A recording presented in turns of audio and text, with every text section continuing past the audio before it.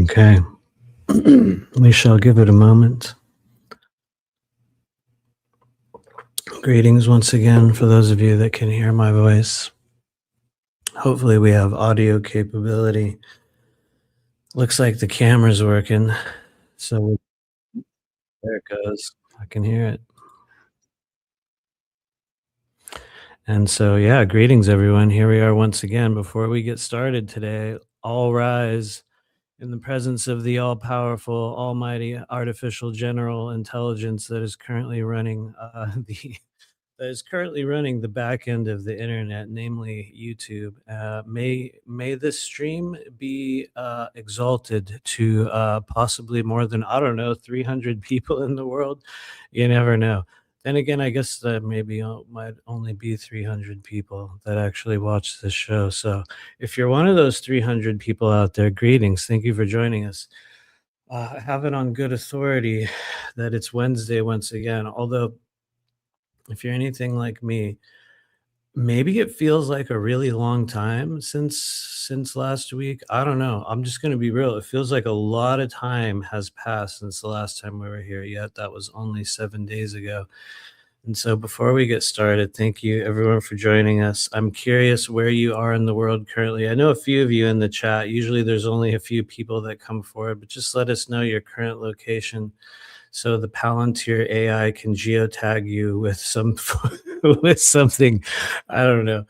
Anyway, yeah, thank you for joining us. So we are jumping back into it. We are going back into today.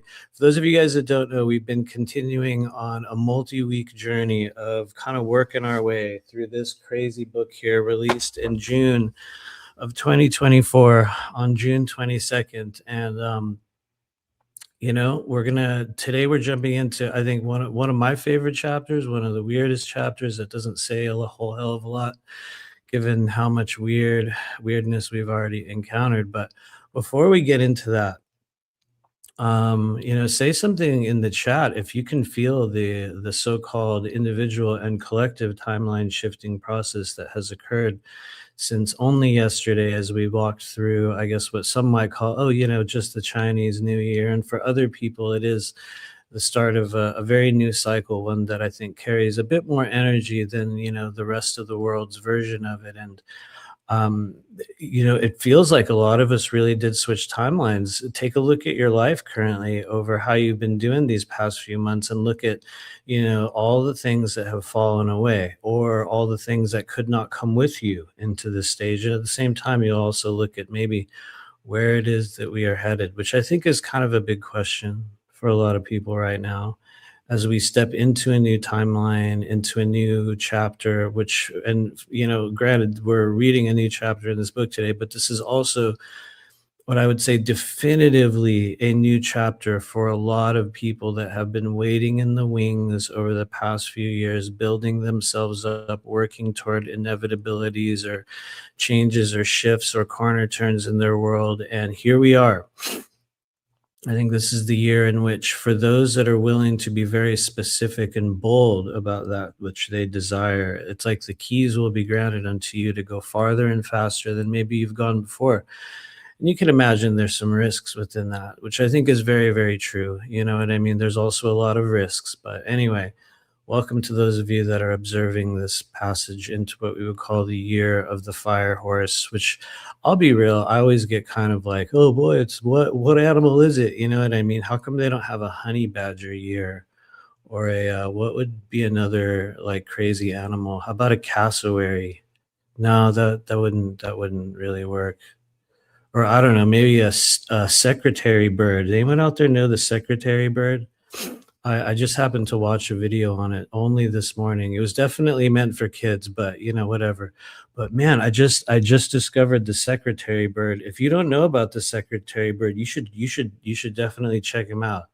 They have this incredible ability to literally kick anything, and they can which we're like, why are we going in this direction already? But it's just fascinating. When you actually look at the way they operate, it's like, whoa, that is raw power coming from that little weird spindly little bird. And anyway, I don't know how we got onto that, the secretary bird. Maybe because I was watching the video earlier, but so yeah, here we are. It's fire horse year. Things are going to be burning around us. I do foresee what we would call some major set piece changes in the coming months, on what some will call the world stage.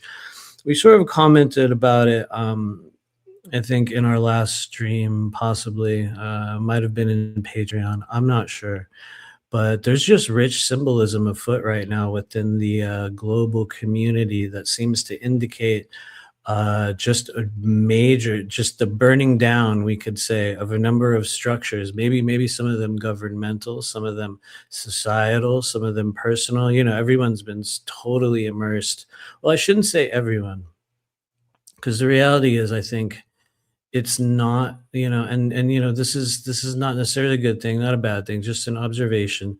I think that just the recent disclosures about Epstein files are, I still believe that the majority of the sleeping masses on earth don't really care, and they don't really know, and they'll get fragments of it. And I'm not saying that's good, I'm not saying it's bad.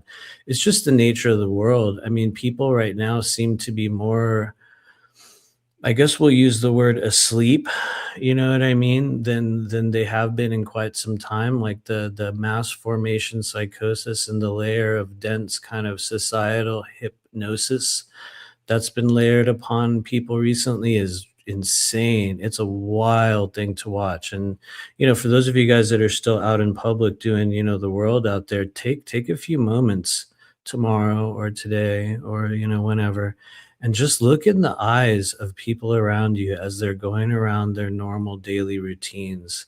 I might be wrong, maybe I'm right, I don't know, but I feel as though you will notice an even greater sense of vacancy or emptiness than maybe has been shown before. And then likewise, I think you're also going to be very, very able to spot those beings who are, what some might call fully ensouled or fully present on the earth plane. And a lot of them are, will be kind of looking out for others in the same, situation. I've noticed that I do that when I go out in public now. At times you sort of scan, like, what's going on around here, man? Look at all these people, what's happening? And, most of the time, we observe just the movement of the sleeping masses. And it's like, yeah, everyone's in their little, ant trails doing their thing through the human ant farm that we're all living in. Then every once in a while, you'll notice other beings like you who are out there kind of like, like also looking and noticing. And I would just challenge those of you guys that are watching this to check that out in the coming days. With a stroke of awareness that is granted to you as the result of this moment, start looking around, and you're going to notice the NPCs. You're going to notice the people that are kind of popping out of that.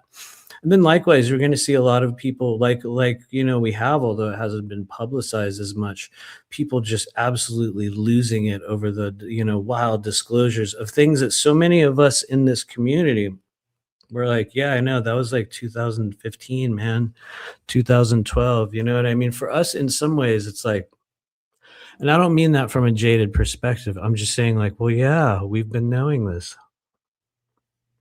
The balance of power in the human realm is often fully granted only to those willing to take power over others. You know what I mean? It's just kind of the way it is in our world. But that said, for those of us that have been attracted to this channel, to this moment in time, thank you for being here. We're going to jump back into our journey. I just have a couple really, really quick announcements.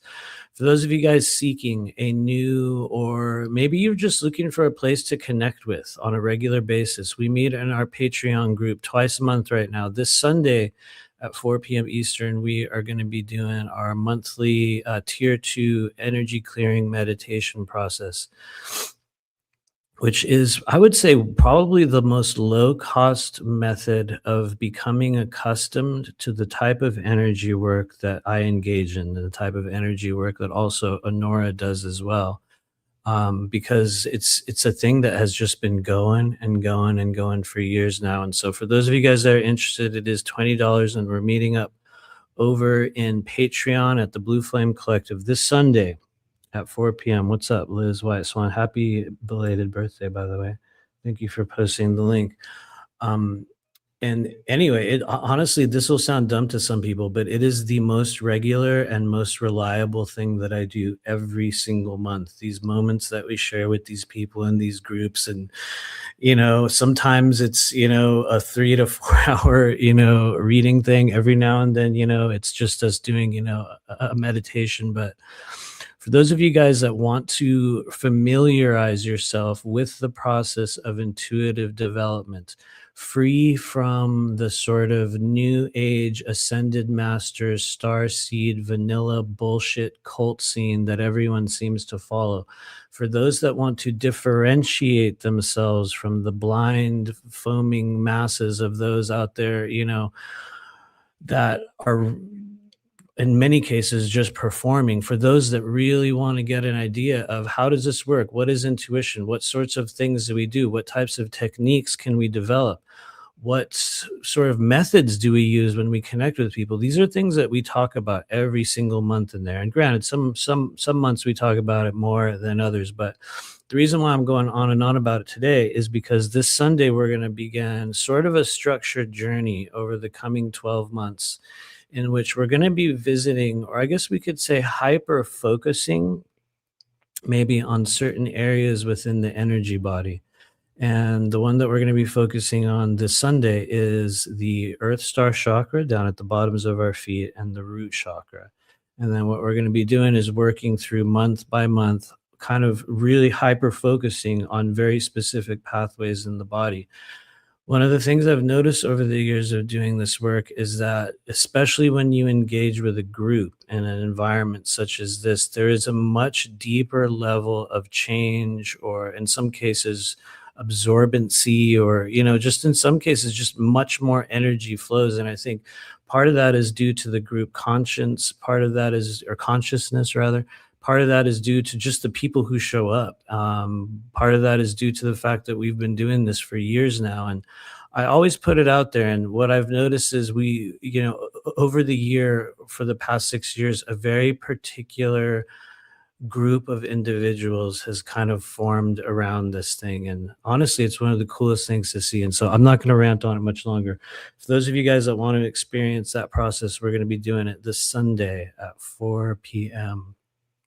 And then also, the other announcement that we have, which for those of you guys on our email list, you might have already seen it, and for others, I think I'm going to make a dedicated video on this later on. But we are officially beginning, as this new year turns over, we are officially beginning a new process in terms of what some people would call mentoring, coaching, which is a dreaded word, man. I've seen. I'm just going to be real. I've seen so many lackluster, mediocre, spiritual, intuitive coaches within our community, that when I made the choice to say I'm going to offer this as a program, as a standalone process that people can engage in with me, just looking at the sheer amount of diluted kind of nonsense that gets passed around for real spiritual guidance, I realized that it was time. It was a thing that people had been asking me to do for years. And the truth is, it's a thing that I have been engaging in with people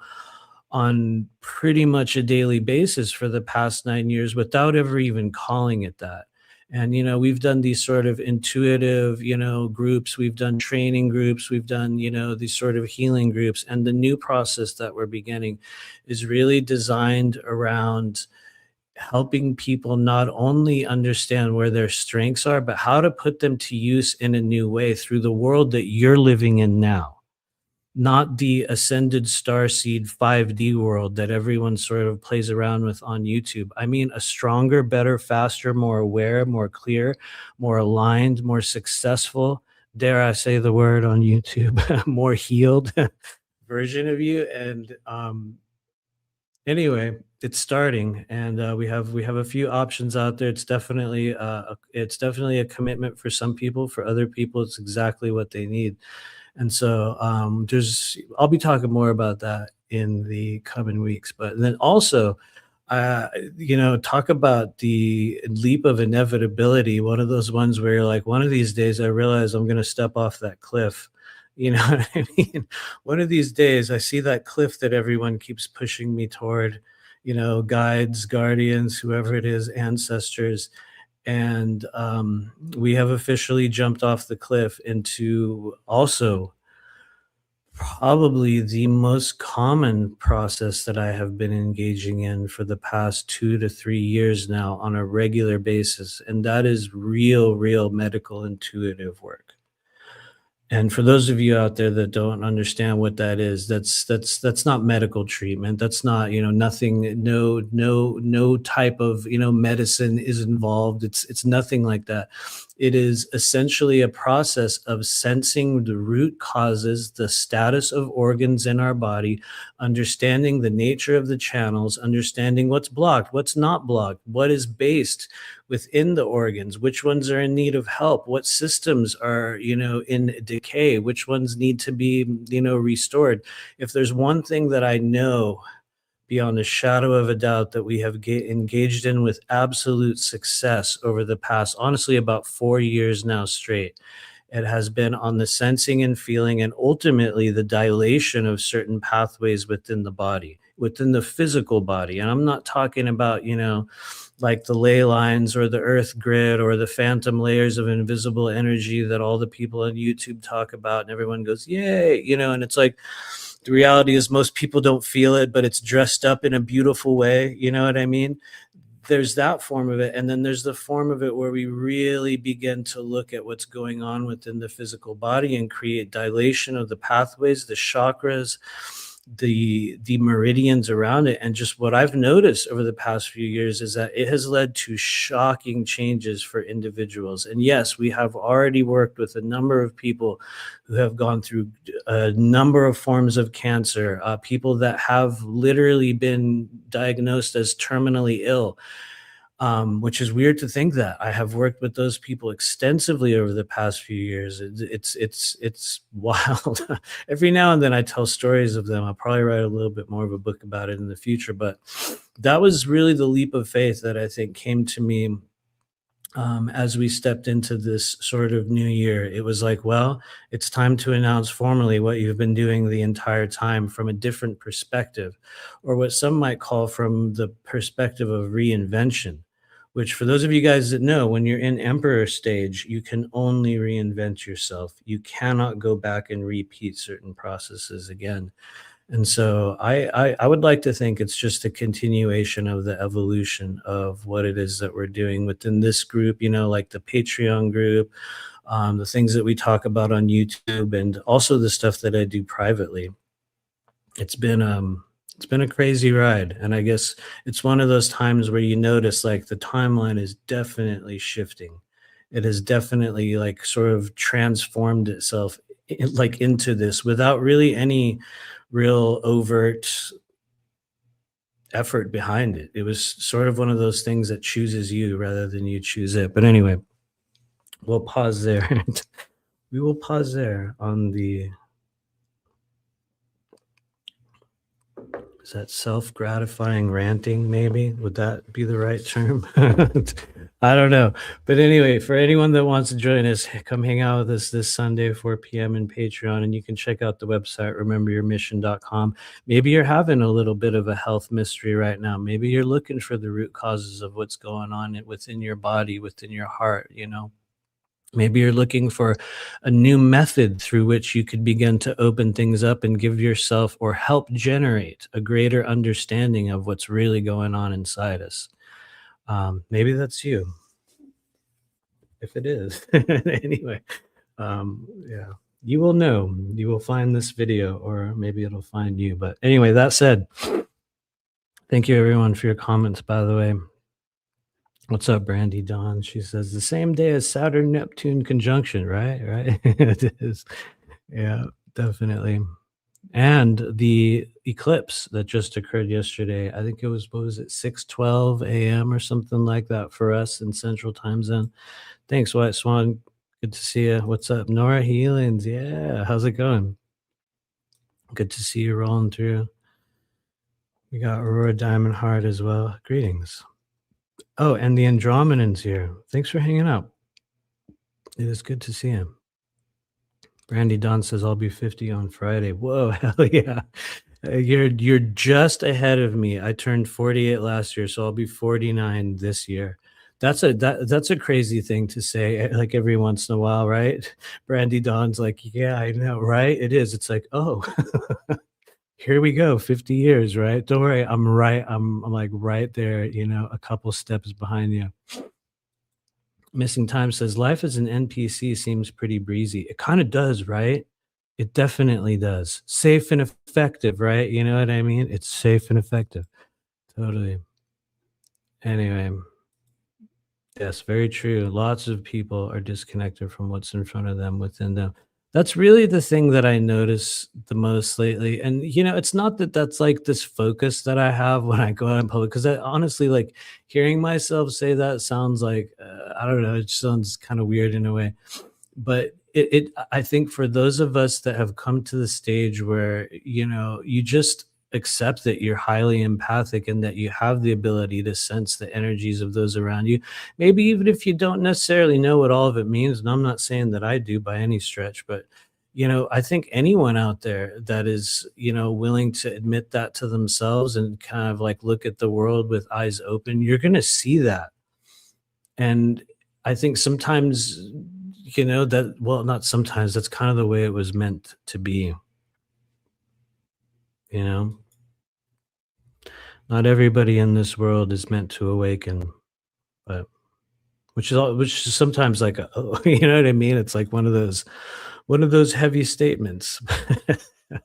Thanks, Nora. I always saw you as a doctor, by the way. Wow. Somebody out there would cringe to that comment, but I would say, well, that's very kind of you. Thank you. I'm not a doctor, but I pretend to be one in my dreams.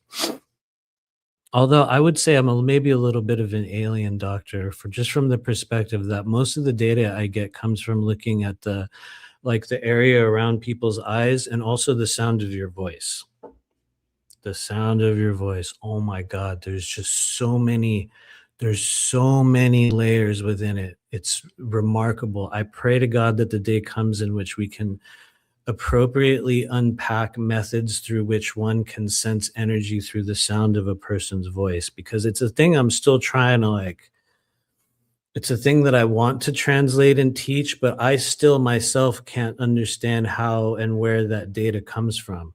You know what I mean? Sort of like how dogs can sniff something and they're like, oh yes, it's 100 yards over there. Not that the dog thinks that, but you know what I mean? They're like, oh wow, they know exactly what it is. And I'm not saying I'm right all the time, not by any stretch. None of us that do this are right all the time, but you will learn that you can definitely gather information from the sound of a person's voice. It's a remarkable thing. Anyway, we will we'll stop. I'm going to shut up now, and we're going to start reading. They should make an updated version of that game, Operation. Maybe they should. I remember, I think my son, when he was like 5 or 6, we had a SpongeBob version of Operation. Yeah, I'm pretty sure we had a SpongeBob one. So I guess there are new versions of it, but anyways. Okay, guys, thank you for joining us. We're going to jump into it. For anyone out there that is following along, we are going to be getting at page 209. And this is the chapter called The Reptilian Collectives. And I guess, once again, I got to do a lot of disclaimers and all kinds of bullshit before we start talking about it. But this was, and still is, to me, one of the most powerfully, viscerally real experiences of my entire life on Earth. And it's funny because it's also been one of the stories that I've told to people within our community that have oftentimes gathered the greatest amount of skepticism and negative comparative energy, which is a disturbing thing, because I think there's a lot of people that have had experiences with reptilian beings that do not fit in any way, shape, or form the current secret space kind of delusional mindset around them. And it's going to take a few years for that whole thing to sort of resolve itself as people grow and things. But in the meantime, it was very difficult for me to come out with this energy or this story at first, because the energy that people would kind of reflect to me after telling it was like, oh well, that doesn't happen. There's no way that could have taken place. No, absolutely, except for one person in particular. I'm not saying only one person, but in the midst of trying to understand these experiences that I'm about to talk about, I did come in contact with a person who honestly changed everything for me in understanding what true reptilian energy looks like. I always give this man respect and honor. His name's Anthony, channeler of the Kalask collective of reptilians. And so I always give thanks to him whenever I kind of go back through these things, because he was really one of the very, very few respected people that actually gave me the time of day and was willing to speak about it and to connect with me and to help me understand through his experiences the parts that were real, the parts that weren't real, what it symbolized, how it works, the possibility that, yes, you can have a non-traumatic experience with these beings despite everything that they've done within our human realm. And so anyway, I always give thanks out to that individual. But enough talking. It's almost been half an hour. Let us begin. So we're going to start from page 209. This is the Reptilian Collectives. In the time since what I've come to call my Great Awakening of 2015, quote unquote, I've had the occasion to meet and interact with many forms of non-physical extraterrestrial life, even a few that I believe to be very physical, very physical as well. I'm going to start with a weird disclaimer. One of the things that I love about this book in reading back my own writing is that it's really obvious to me to to see the chapters that I wrote as a stream of consciousness. And for those of you guys that have read the book, you'll notice some of them are very well edited and they're like perfect and like they're like grammar and whatnot. And I want to thank Sherry out there. She's a friend that helped me edit part of the book, but about 60 percent of it is just filled with redundancies and run-on sentences. So if you're reading at home, you're going to be very aware of that. You're going to be like, oh yeah, oh Lord, this one's, the flow of it gets a little cumbersome. So I'm going to make some alterations as we read through it. But anyway, and since the Great Awakening of 2015, I've had the occasion to meet and interact with many forms of non-physical extraterrestrial life, and even a few that I believe to be very physical as well. I mean, physically real, like actual beings. I have to be honest, it's funny to hear myself say that, given all the fakery, posturing, and con men in the disclosure community. But if there's one thing I have learned since, it is that contact comes in many different forms. And depending on who or what you may run into out there, your version of ET contact can be very, very different from another person's. I believe this is by design, and given all the intricacies and boundaries present in our 3D world down here on Earth, it makes sense to me that there will be vast differences in how this phenomenon is experienced. One of the most feared and often reviled forms of extraterrestrial life is one that pretty much everyone on Earth has heard of. Even if you don't believe in aliens, you will still at least have some knowledge of what we're talking about here. Reptilians. The concept of 10 to 14 feet tall lizard people was never something I felt particularly drawn to. And like a lot of us, when I entered this stage of my life in the midst of my own bewildering experiences, they were the last thing on my mind. I mean, quite literally, it was just not something that I was concerned of. I wasn't thinking about them. It wasn't, it was just one of those things that was out there. It's like, kind of like Sasquatch. I was like, yeah, okay, he's real. Yeah. I love people that get really into Sasquatch. Fascinating being, but it stokes so much like they're real. There's like this like diehardness about them. And anyway, after meeting the mantis being that called himself Ezekiel face to face in my little office room in San Diego, California back in 2016, I knew beyond a shadow of a doubt that something real was going on. If that hadn't convinced me, only a year later, after meeting a group of tall, black skinned, spectral, shamanic Zulu warrior looking beings during an out of body state, I decided to mimic not only the sounds, but the words that were shown to me in those experiences. The results of that experiment led to the creation of the very energetic modality that I use to help people clear energy from their bodies, one that I've used successfully with thousands of people all over the world since 2017. We know now that even if it really was all just one big hallucination, something worked. It hardly needs to be said, but by that time I had completely bought into the idea that this was something real, and the proof of the effects of this work had been recorded on video thousands of times in a row over the following years. And I'll pause there to say that is literally true. For anyone that has ever done a private session with me, you will know every single thing I do is recorded. There's a video of it. There's a record of it. It's not some nebulous one-off, occurrence where so and so said something. I give you a recording.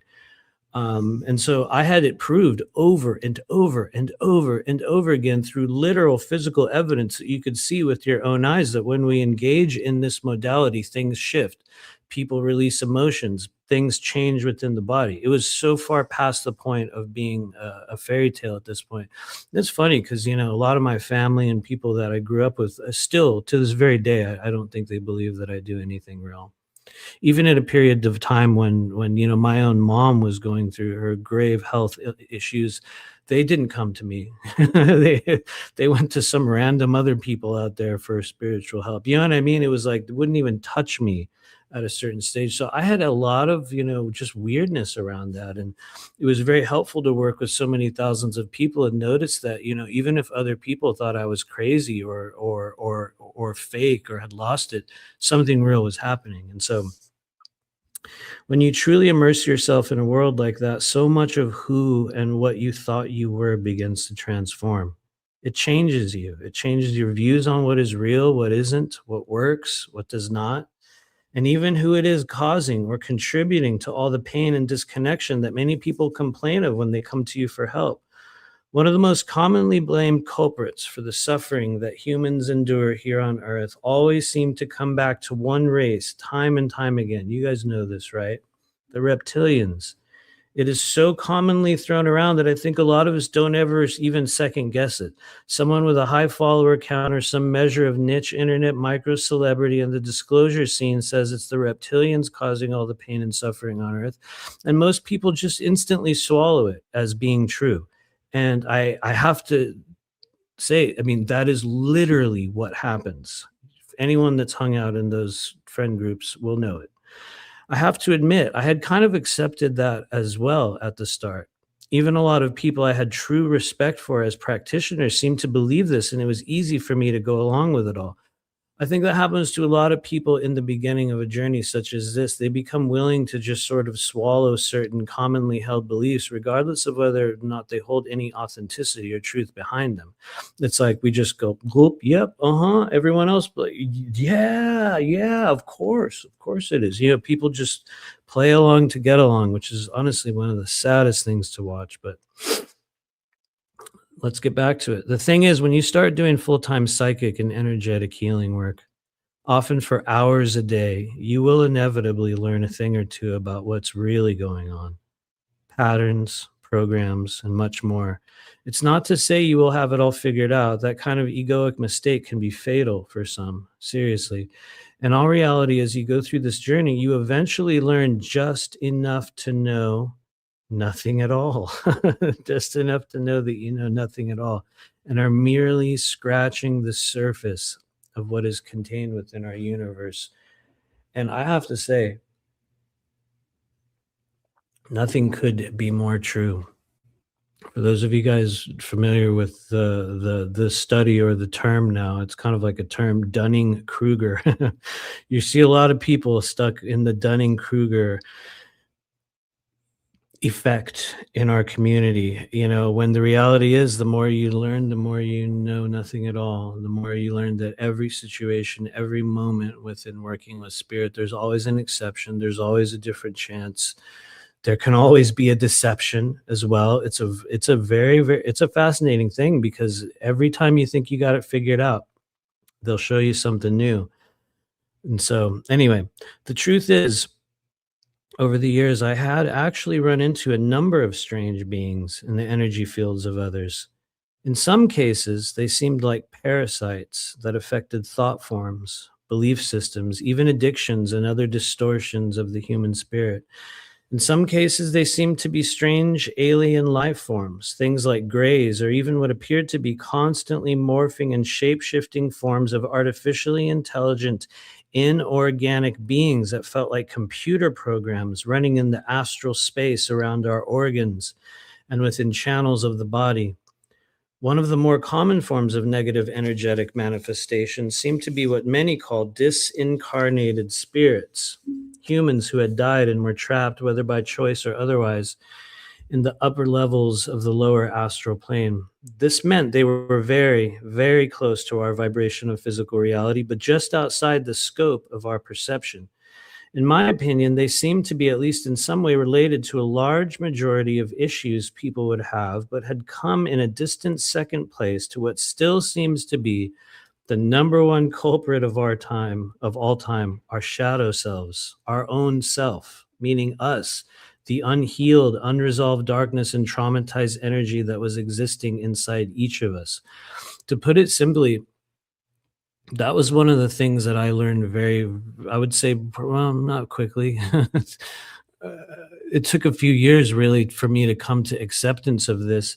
And that was that so many people that I saw were not affected by entities. They didn't have some kind of, implant stuck in their ear. You know what I mean? Although that has happened. It's also happened to me, which is a whole other can of worms. You know what I mean? What one of the things that I think really struck me as being the most common factor affecting everyone that would come in for energy clearing all the way up to this very day was the shadow self, the darkness that we contain, the unhealed energy that metastasizes itself into forms within our psyche, within the mind's eye, that oftentimes, end up turning into some form of entity or a demonic form or what our consciousness identifies as those things. And, I think within that, we are programmed to eventually see the form of some sort of a lizard being as also being that as well, when the reality is it's really just the distortions of the mind, of our consciousness, of the trauma that exists within us. Then I would say second most common, which I still believe to this very day, are just a host of disincarnated spirits and lower astral plane forms of life, many of them being somewhat like parasites, you know what I mean? Parasitic infections that infect areas of the body that cause us to behave or to perceive things in certain ways. Very rarely does it ever come down to being an actual being. And yet it's funny because I can say literally just this, say about 5, 6 days ago, we did encounter a person in a session with a very, very real form of entity attachment. I mean, very, very real, to the extent where I was like, wow, you have all the categories of every type of experience, every hallmark of it. And, it shows us that those things do happen. And so, anyway, let me keep going before I get stuck. I still believe the vast amounts of unhealed energy within us to be the main issue that I encounter with people that come to me for help. It is not the only one, though, and I need to make that very clear. In fact, it never ceases to amaze me when we do run into people who have true entity attachments, astral parasites, or whatever you want to call it, that new things pop up all the time, and it is often a host of many different pieces that all contribute to a person's suffering. I must admit, though, there was one form that seemed to be very rarely present: the reptilians. In all of the more than 4,000 individual client sessions I've facilitated since 2017, probably closer to 5,000 now, to be honest. This book was written almost 2 years ago, and I'm absolutely positive we definitely crossed over the 5,000 mark. Not that that matters. I'm not going to pump that line for much longer. It's just, it is what it is. Sometimes you got to play to your strengths. But I have only run into what I believe to be a true reptilian presence attached to a human a mere handful of times. And I can honestly say that in all of the many thousands of experiences, there have been a mere handful. Once again, I must admit that just because I did not perceive them doesn't mean they weren't there. Any smart person or real practitioner of spirit worth its salt will certainly consider that possibility. And I still accept the idea that I might have just missed them all, but I have to be honest, they didn't seem to be the primary adversary that people claimed them to be. Here's the thing though. Let's say I did completely miss them all, and they were the actual cause of suffering for so many. Why was it then that the work we did ended up still achieving the same results with no interaction or acknowledgement of those supposed reptilian tormentors? I've run into a lot of others who do this work, and they claim to be removing Draco reptilians by the dozen from the energy fields of those they work with. I have to admit, in most cases, I do not believe them, but I understand that energy will take whatever form it needs to in order to bring things to our attention in the body. As a result, some people will need to perceive the negative energies inside themselves and others as reptilian in nature, and yet, for others, they are willing to take full responsibility for their own darkness and eventually learn to grow beyond such a surface level idea.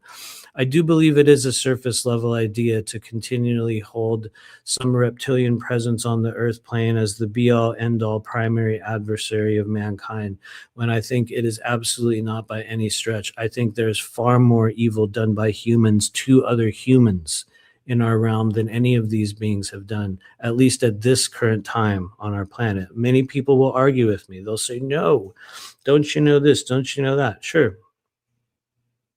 Yes, we do. And yet, after all this time, I hold fast to what I have seen, what I have experienced, and what continues to be the norm in what I do.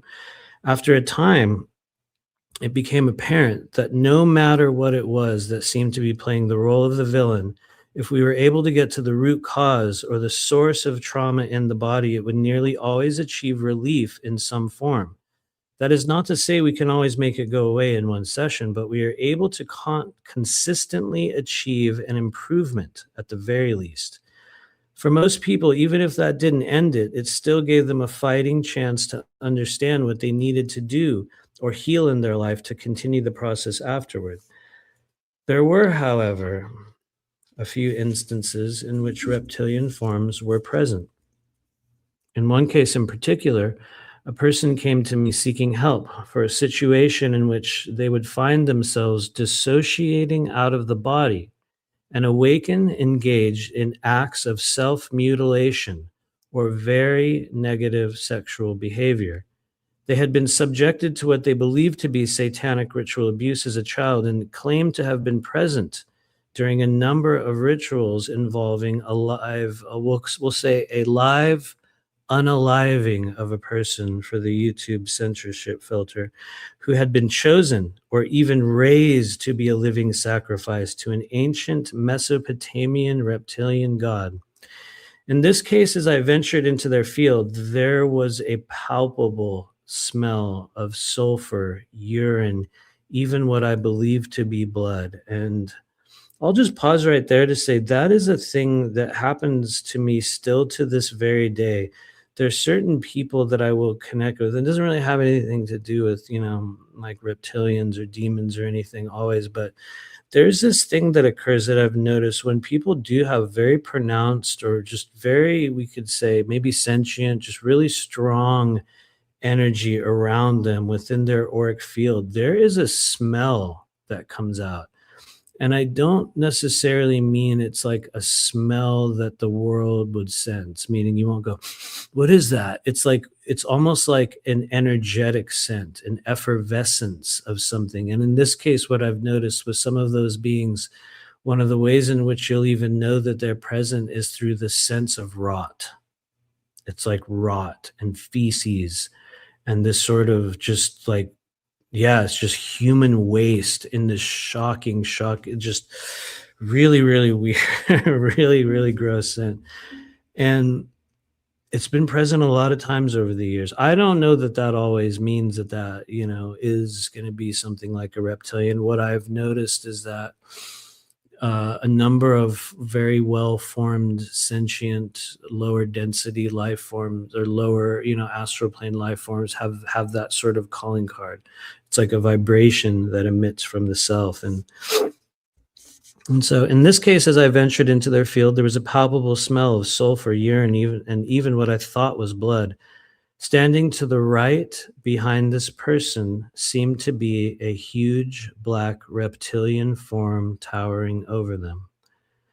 This being seemed to be partially hidden in a cloud of what looked like grayish black smoke and appeared to be merely observing our interaction. It happened so quickly and I felt so shocked by its presence, I did not know how to react. It was not every day that such a fully formed, palpable presence showed up in our sessions, and it stopped me dead in my tracks. In fact, it sent a sensation of fear into my body. um, in fact, it sent a sensation of fear into my body that caused me to pause and stutter. It caused me to completely lose my train of thought at several different moments. It was like when that energy hit me, it was like a shockwave, and I felt my voice get like start to get shaky. You know what I mean? When you feel that within yourself and you don't like it, you feel something kind of pushing you, or like it was very strange. Almost like you get a punch in the stomach at the same time, and it was like I'll just say this in a very visceral way. It's like for a split well, I'm also gonna read it again in a second, but I'll just say it. It was like for a split second, I thought I was gonna shit myself. It's embarrassing to say, right? It's embarrassing to encounter, and yet you're going to find that when you actually connect with these beings, those type of things will happen. You know what I mean? It's not some like scary image that I saw in my mind's eye. It was a Draco. It's like when you finally come in contact with it, you're going to feel some kind of energy. And it's not going to be a thing that you want to feel. It's going to be a thing that you don't even know if you can control. And in some cases, I'll get to it later, well, in many cases, there's nothing you can do. Literally nothing you can do. And so it was not every day that such a fully formed, palpable presence showed up in our sessions, and it stopped me dead in my tracks. In fact, it sent a sensation of fear into my body that caused me to pause and stutter, completely losing my train of thought at several different moments. A part of me didn't even believe it was real when all of a sudden my ears rang and I wanted to run out of the session. I even had the sudden, irresistible urge to urinate, which is embarrassing to mention, but it's exactly what happened. I don't know how I held it in. It was almost like he or it was giving me a warning. Back the fuck off, or something along those lines. Crazy thing is, this seemed to allow the session to continue. But I do not believe our work ended anything for this person, other than giving them a momentary reprieve from some kind of horrid energetic wave of fear and hatred, it was said, into their body. After that moment, its appearance faded, but its energy did not, and it hung over the entire process like a shadowy observer. I don't know how I was able to continue engaging in a healing session after that. It was like a piece of me simply dissociated from the darkness of it and just kept going. Which I, in hindsight, will look back on and say, maybe that was the best thing that could have happened in that moment.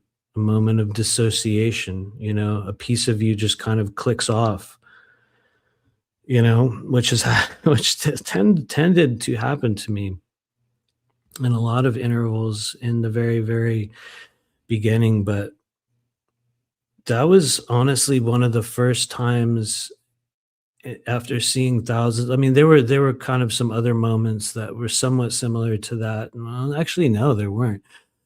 That was one of the few times in which I remember talking to this person. It was a man, and I can tell you he had very long hair. It was like, like kind of like a metal looking dude, you know what I mean? Um, what was I gonna say about that? Whew, it's even hard to talk about it here. That was one of the few times in which in my mind for a split second, I was thinking of things that I could say to somehow end the session. I was trying to find a word or like some excuse, or even there was this part of me that was like, I could just click end the meeting, and then if he emails me after, I'll just say, my internet went out, or you know what I mean? I was literally sitting there thinking like, I don't know, I can't do this. I have to get out. I have to get away. It was one of the hardest sessions that I had ever done up until my life to that point, and to make it even harder, I was like, just like I just read, I was aware that it really, I don't think it really had any effect. I mean, maybe it did, and so we just kept going. After our session ended, its energy abruptly left. I could tell because it was like all of a sudden I could breathe normally again. It's funny that I have never mentioned this session publicly until this moment. And I'll be real, I had not ever spoken of it to anyone other than Enora, and I think one or two other people ever, because it was not a moment of pride. It was not a moment of victory. It was a moment where I wanted to flee and run away, where I was afraid of literally like losing my bowels in the moment. And like, it was not, you know what I mean? It was not a victorious time, you know? Anyway, after its session ended, its energy abruptly left. I could tell because it was like all of a sudden I could breathe normally again. It's funny that I've never mentioned this session publicly until this moment. It had deeply affected me and not in a victorious way. I knew I could I knew I could do little to help, and it was painfully obvious that I was completely out of my element. To make this even crazier, I believe a channel had been left open due to the intense power of that reptilian being and my willingness to just remain there in that moment rather than flee. I sat there with it for some time, and I'll pause there to say this was like, I would say, in the days after the session where I just sat there going like, man, what the hell? What happened? You know? Anyway, I sat there with it for some time and was shown that this being had actually allowed the session because of two reasons. One being that it was within the free will of the person who requested it, meaning it could not be stopped by the being, in this case, the reptilian that had been attached to him, but it could be affected or even tampered with by their energy, meaning they had to recognize that within the power of choice and free will, there was no way that, you know what I mean, this guy wanted to do it. So they're like, okay, we're going to let him go to this healing session, and in the midst of it, we're going to just destroy it. We're going to tear all that energy down. You know what I mean? And maybe that's what happened, but I sat there with it for some time and was shown that this being had actually allowed the session because of two reasons. One being that it was within the free will of the person who requested it, meaning it could not be stopped by the being, but it could be affected or even tampered with by their energy. The other reason was that this person had a genetic relationship with this reptilian, and they considered them family. They had also influenced this person. This is the crazy part. They had also influenced this person to seek help from me in particular due to certain assignments or missions this person was to undertake in the future. It seemed it didn't have a desire to end this person's life, but was living in their energy field and actually had a vested interest in keeping them going, even if only to continue a path of suffering or negativity in their life. It was actually an agreement that had been made prior to coming into this world, and it could not be broken by anyone other than the beholder. As crazy as it sounds, to be really honest, I felt honored that it would even communicate with me. Some will cringe at that statement, but I have to be honest. It was like I was aware of a feeling of failure. I was aware of a feeling of fear and almost uselessness. I was aware of a feeling of dread that hung around. I mean, like real dread, you know, the kind where you're like, something's going to happen. You just had that feeling of like, oh, something's going to happen. I was aware of all those. And yet after that experience, it was as if I was like, I'm grateful that I had it because now I know it's real. Now I know it is real. And anyway, it was kind of an honor in a strange, twisted way. In another case, a client came in with a truly unique situation that still baffles me to this day. For the sake of anonymity, and here I'll pause once again to say this was one of the coolest people I ever worked with. There's so much more I could say about this person's story, but I would, you know, it's just not appropriate. You know what I mean? There's just it would not be wise to divulge other things. But let's just say this was one of the ones that really shook me, and not necessarily in a bad way. In another case, a client came in with a truly unique situation that still baffles me to this day. For the sake of anonymity, I will call this person Alex. Alex claimed to have been in some kind of a romantic entanglement with one being in a group of reptilian hybrids that were very physically real and still living right here on Earth. That statement alone is probably enough to drive away the hard headed skeptics among us. And had I not been sitting there listening to and feeling this person through the screen, mind you, monitoring their expressions, feeling their energy, and hearing their words directly, I would not have believed it myself.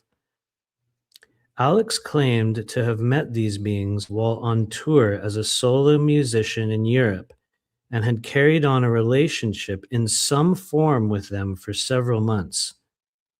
There is an interesting piece to this story, though, that should be mentioned. Get this. Alex claimed to be legally blind, but not in a degenerative sense, not like macular degeneration, not like traditional blindness. Um, Actually, the story was that she had burned the lenses of both eyes due to staring directly into the sun during the solar eclipse that occurred in 2017 across Northern America to such an extent that it caused a form of partial blindness. She stated that as a result, her field of vision had been reduced to to only being able to see out of the corners of the eyes, and everything directly in front of her was covered in blackness. Alex could not look at someone head on, but if she were to turn her gaze slightly left or right, they could still see, read, and operate in what seemed to be a somewhat normal manner. She claimed to have been approached by a trio of these beings after a performance somewhere in Germany and struck up a friendship, stating they were actually quite charming. While she thought they were normal humans at first, after spending some time with them, it was apparent they were not at all normal humans, and it had been disclosed to Alex very plainly that this was literally true. The reptilian hybrids claimed to be a part of a large group that had been living all over the world among us for generations. Alex claimed to have even seen them using a device that appeared to look something like a small black cube that they would wear around their neck that would make them appear as human in form.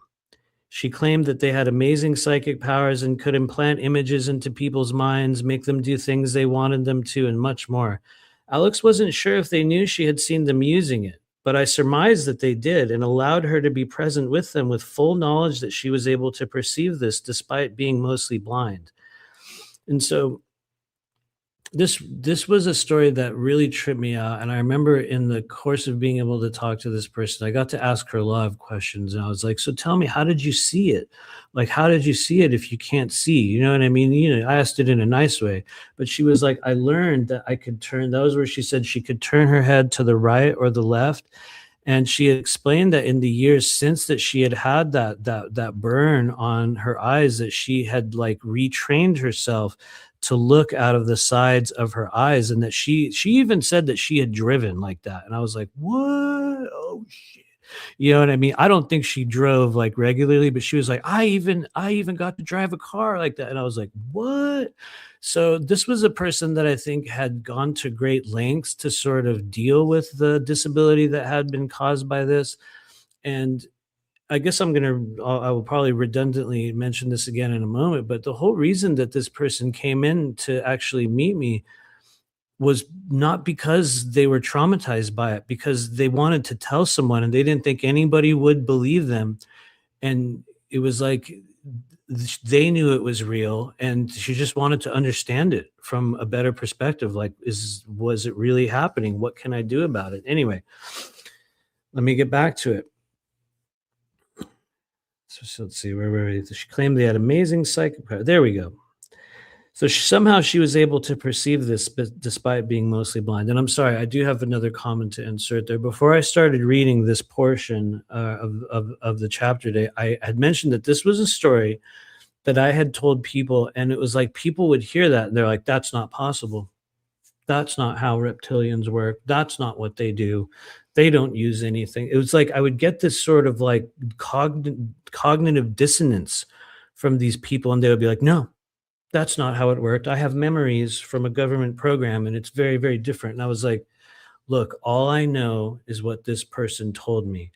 And I don't think this person had any vested in there was no reason. There was literally no reason for them to make this up. And moreover, it's like you can feel authenticity. You know what I mean? A lot of people say you can't. What the hell you can't? You know what I mean? Like you definitely can.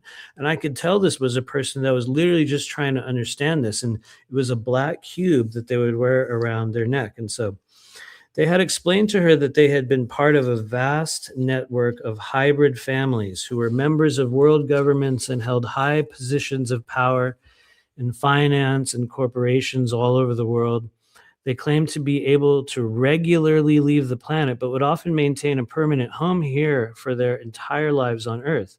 When they did leave the planet, they did so not by craft per se, but through gateways or natural portals that their families had maintained for generations that had allowed them to walk between worlds without the need for any kind of vehicle. They were apparently located all over the world, with many of the most active and easily accessible being in Middle Eastern and certain European countries. From what I recall, Alex had booked a session with me because the energy of one of these reptilian beings in particular had stayed with her since those encounters, and she'd had a hard time moving on from the intensity of it all. She said he had told her that they had been in a relationship in other realms across many lifetimes, and it was only natural that they would meet here in this one to continue what they had built together over all those incarnations. She did not claim to be traumatized by them at all, and actually seemed to be deeply affected by them in an energetic sense. And I do have to stress that she didn't come in with this, like, "I'm being attacked, I'm traumatized, please help me." It was like, "Hey, so I have to, I don't know if you're the right person." I mean, literally, I remember this woman going like, "I don't know if you're the right person to even talk about this with, but I need to tell you this. This is what happened to me." And I was, I remember sitting there going, you're just like, you can't even, react to it in the moment because you can feel the realness of it. And so she did not claim to be traumatized them at all, and actually seemed to be deeply affected by them in an energetic sense. She claimed that during that period, she had developed an ability to visibly see energies through her peripheral vision. She seemed to have even been aided in obtaining more clear sight through their encounters, and since then had been able to perceive a host of other beings, forms of energy, even shadowy entities that had attached themselves to people's bodies, just like I had witnessed back in 2015 when it all started. She claimed to still be in contact with the one that she had been in a relationship with through her dreams and in her mind's eye ever since. While she wanted to move on from it all, it seemed the real object of our session was to process it all and to help her come to an understanding that yes, it all was very possible and had really happened.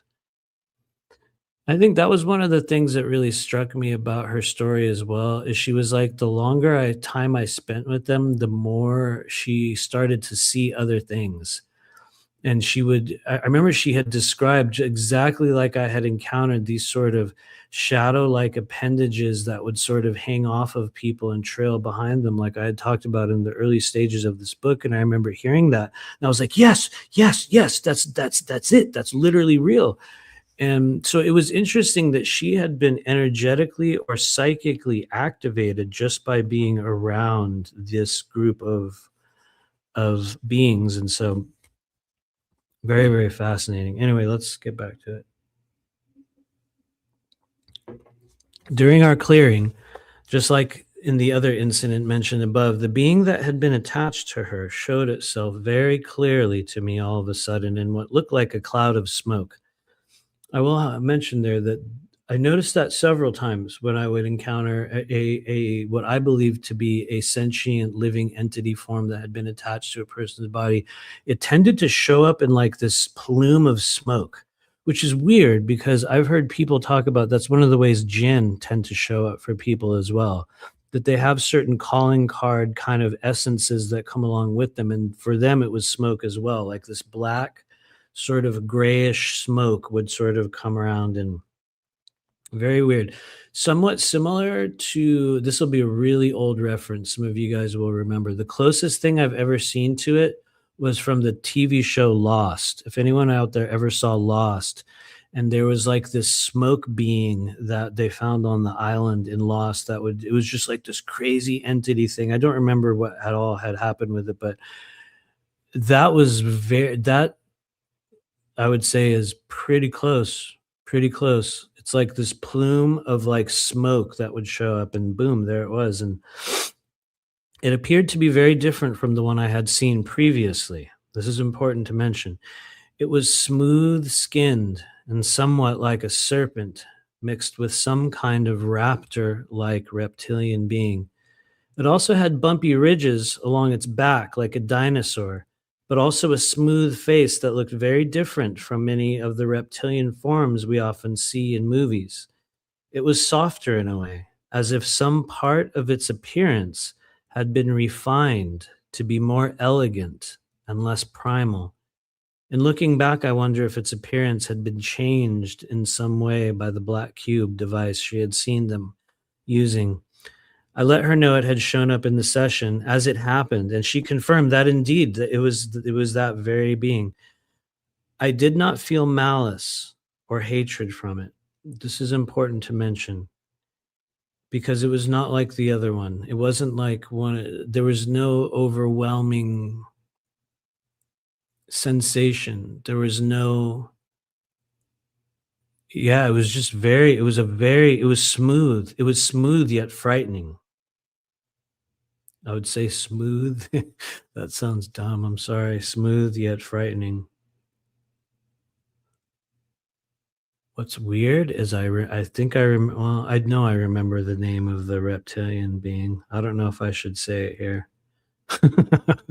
I remember his name. It's funny because during the writing of this book, I remember going like, "What was his name? It was this or it was that." And anyway, that would be a sign that maybe it's sort of connecting with us in this now moment. But I did not feel malice or hatred from it, although it was made very clear by some kind of telepathic transmission that I was basically powerless against it being in her presence. It felt younger in age in a way that doesn't make sense. I don't know how I knew that. I just knew. I also have to mention that I don't know how that I knew the shape of its body because it's as if the body wasn't shown to me. But I could also see the back of its head, and I could also see like this trail of like sort of like patterns that went down the back of the head, kind of like scales or like ridges that went down the back. And what's crazy is how did I know that? I don't know that. I believe that in some, honestly, I'll just tell you straight up, I believe that being wanted to be seen. It wanted me to see it. It wanted me to know it was there. And it also wanted me to know that there was literally nothing I could do, which is strange, which is strange to admit. You know what I mean? I don't know how I knew that. I just knew. Within a few seconds, it vanished. And we ended up doing an energy body clearing together that, in truth, just like the other guy, you guys, I'm going to be real. I have to be real about this. That in truth, I am unsure about the effects of. I say this because I never saw her again after that session. In many cases, you often won't. And in truth, you may never know what kind of lasting effects the work can have or not have. And I've been blessed over the years to be approached by countless people after their sessions that have given me honestly, some of the most deeply moving, reviews and testimonials that you know what I mean? I never expected. And what's funny is somebody out there will laugh at this. I have never posted them ever. I have never been one of those people that needs to do some long Facebook post of all the amazing things they're saying about my work. Never. It just never occurred to me. I never wanted to. I never wanted to flaunt it.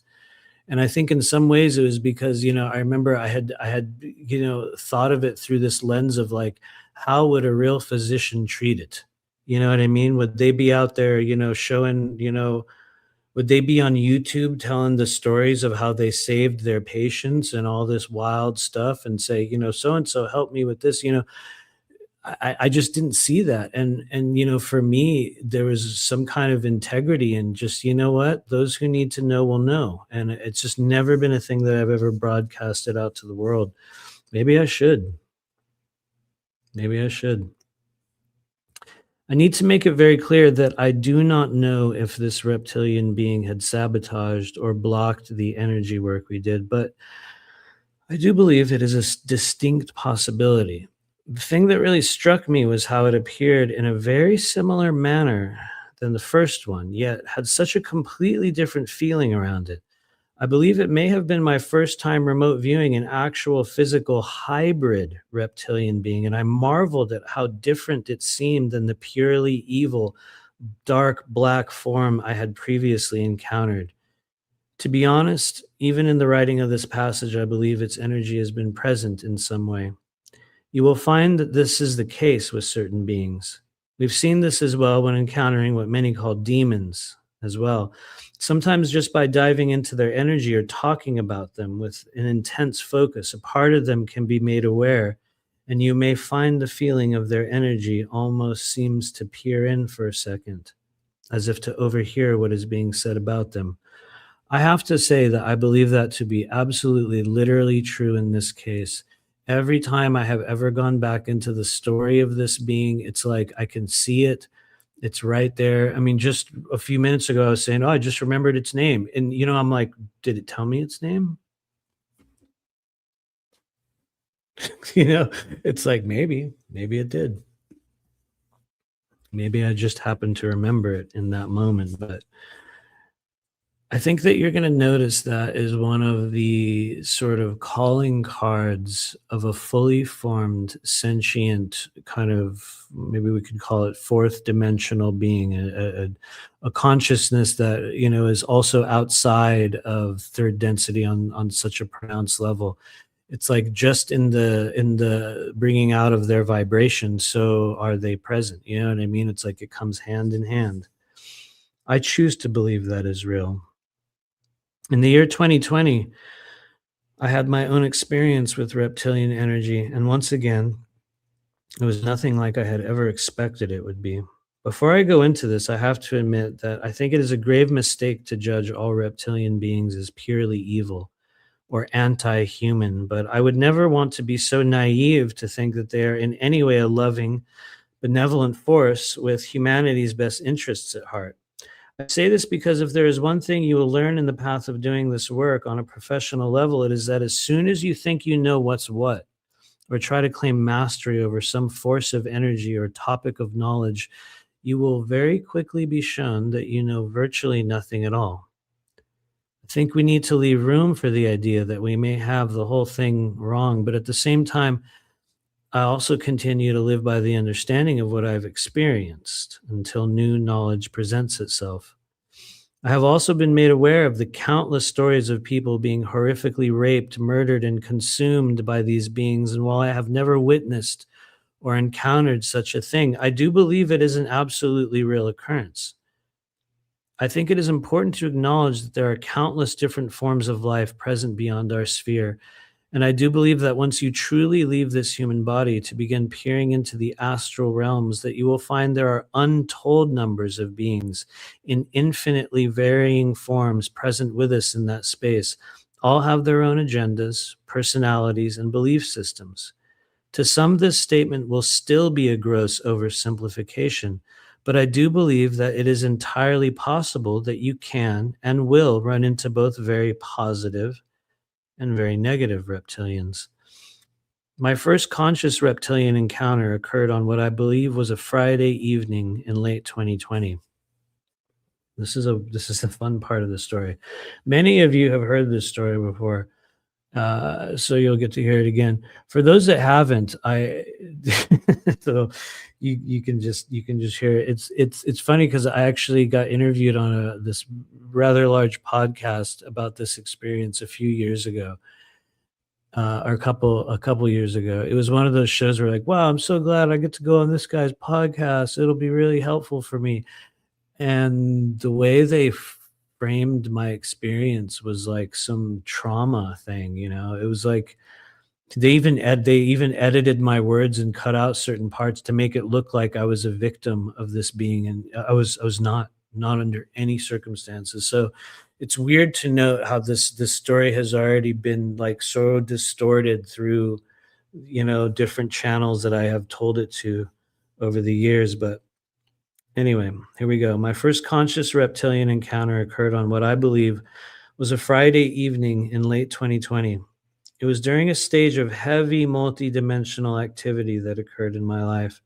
Around the time we lived in this tiny little studio apartment in the Miracle Mile neighborhood of Los Angeles, for anyone that knows where that is.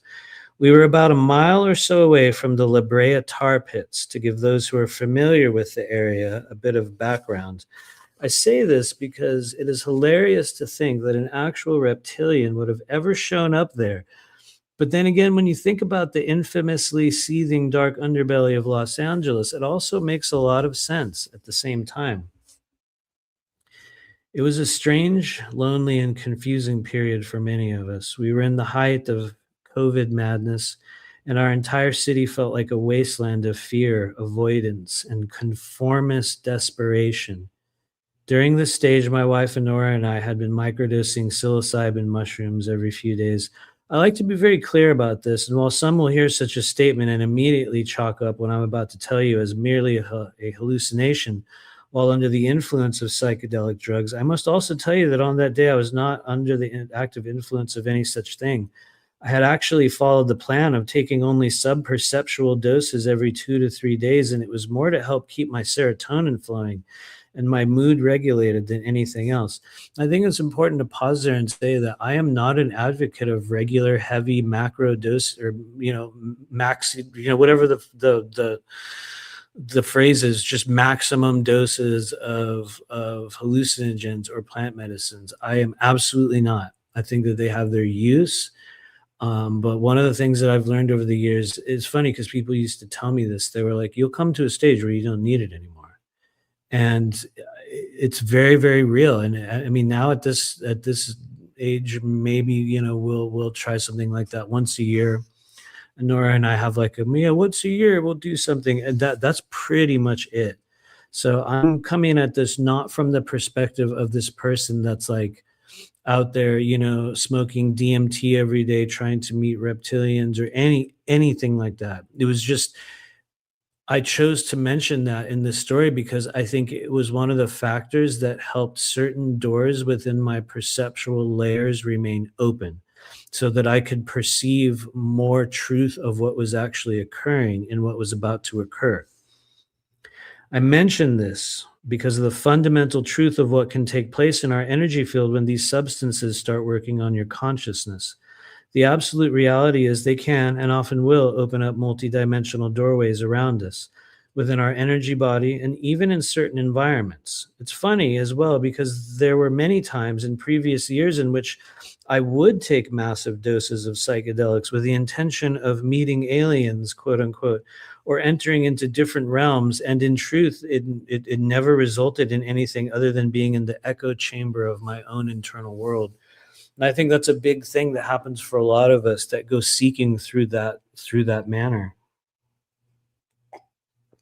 It's like in some cases, spirit will let you open that door within yourself, but based upon where you are in that stage of your journey, even if you do, you'll still be stuck within the echo chamber of your own energy. You know what I mean? It's still this self-created experience. And then there's other times in which, due to the softening of those perceptual layers, we're able to receive more of what is present. And so anyway, let me get back to it. That evening, as I recall, was one of heavy reflection.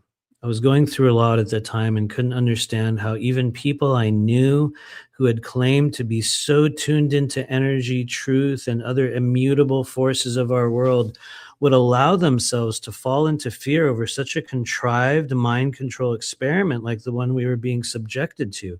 I knew it was ultimately nothing but a game, and it shocked me to see so many people utterly blind to the control structure that was being placed around them. I wanted to rebel against it all, to shout it from the rooftops or some other type of theatrical display, but all I could feel around me was fear and hostility against anything that seemed to rock the boat or walk their own path. A lot of you out there will remember such a time. It truly caused many of us to completely reevaluate what we were being told is true. And I think in doing so, it created a change in my energy field, a toughening, and a resolve came over me that made me feel safe to completely rebel against the quote unquote new normal. I mention this because I believe in part it contributed to a change in my vibration that allowed such an event to occur in my life. What I mean is that during that stage of viral madness in 2020, I was utterly shocked at how many good, real people got completely sucked in by what we were being fed. And it caused this untamable rage and rebellion inside of me, to the extent I say this now because we're allowed to talk about it. I would not wear masks, you know what I mean? And whenever I was forced to wear a mask, I did like really stupid things. Like I'm like, okay, I'll go outside and pick one up off the sidewalk, and I will put it on my face and I will walk through this store just so you can leave me the fuck alone. And I was crazy. I would do that. I'm like, there's nothing here. There's nothing for anyone to get. I'm just going to do this. And I made this, it was like a toxic, rebellious show out of it all. And it was wild in Los Angeles during that stage because of the way the mind virus took hold over people. It was like I remember walking down the street not wearing anything on my face during that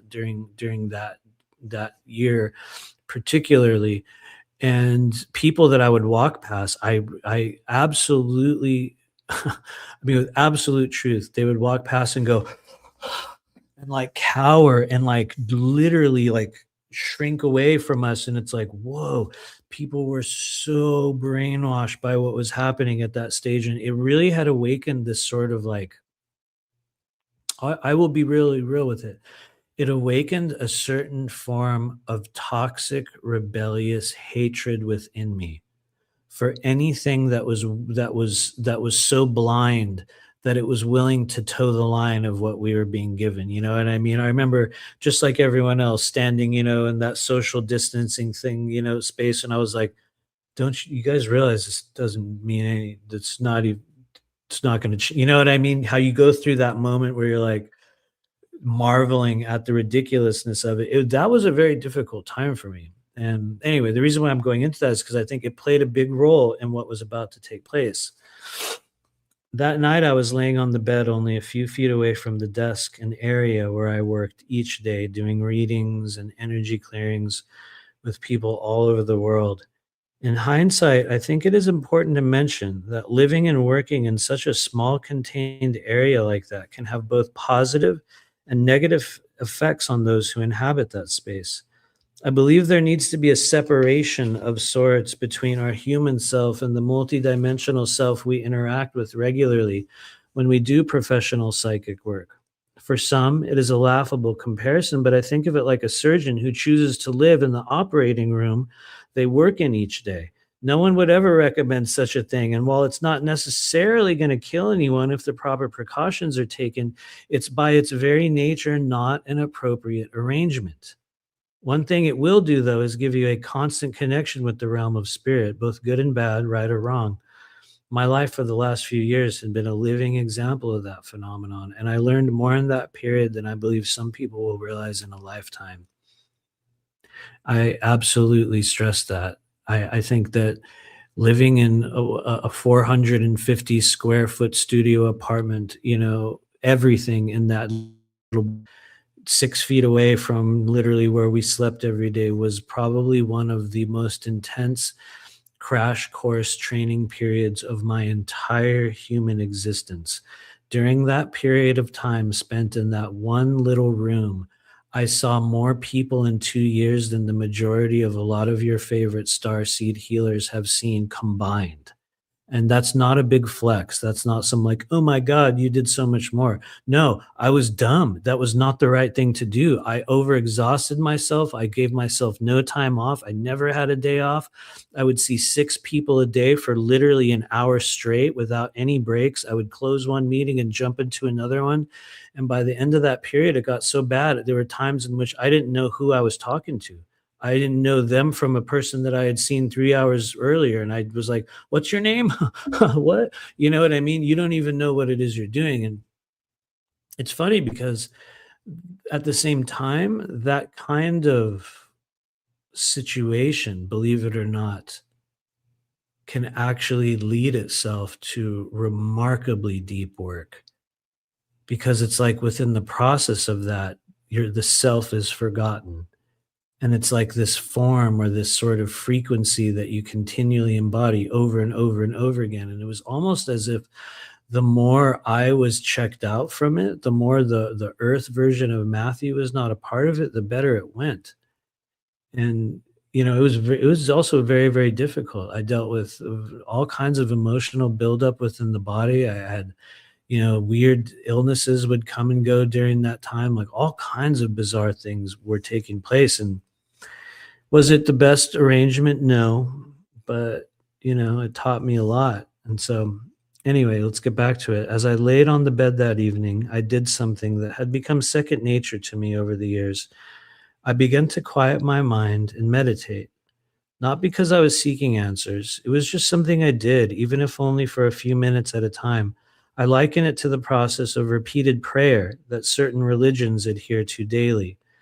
I had positioned myself on the bed with my head propped up against the wall and my eyes closed. I remember taking a few breaths and noticing Honora sitting next to me to my right, also on the bed. Suddenly, in what felt like a split second, everything changed.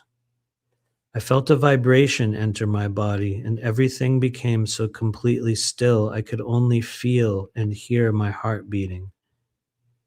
It seemed to be getting stronger and louder, almost unbearably so, when out of nowhere I opened my eyes as if to look around me or express this feeling, and I realized I was in a very different place.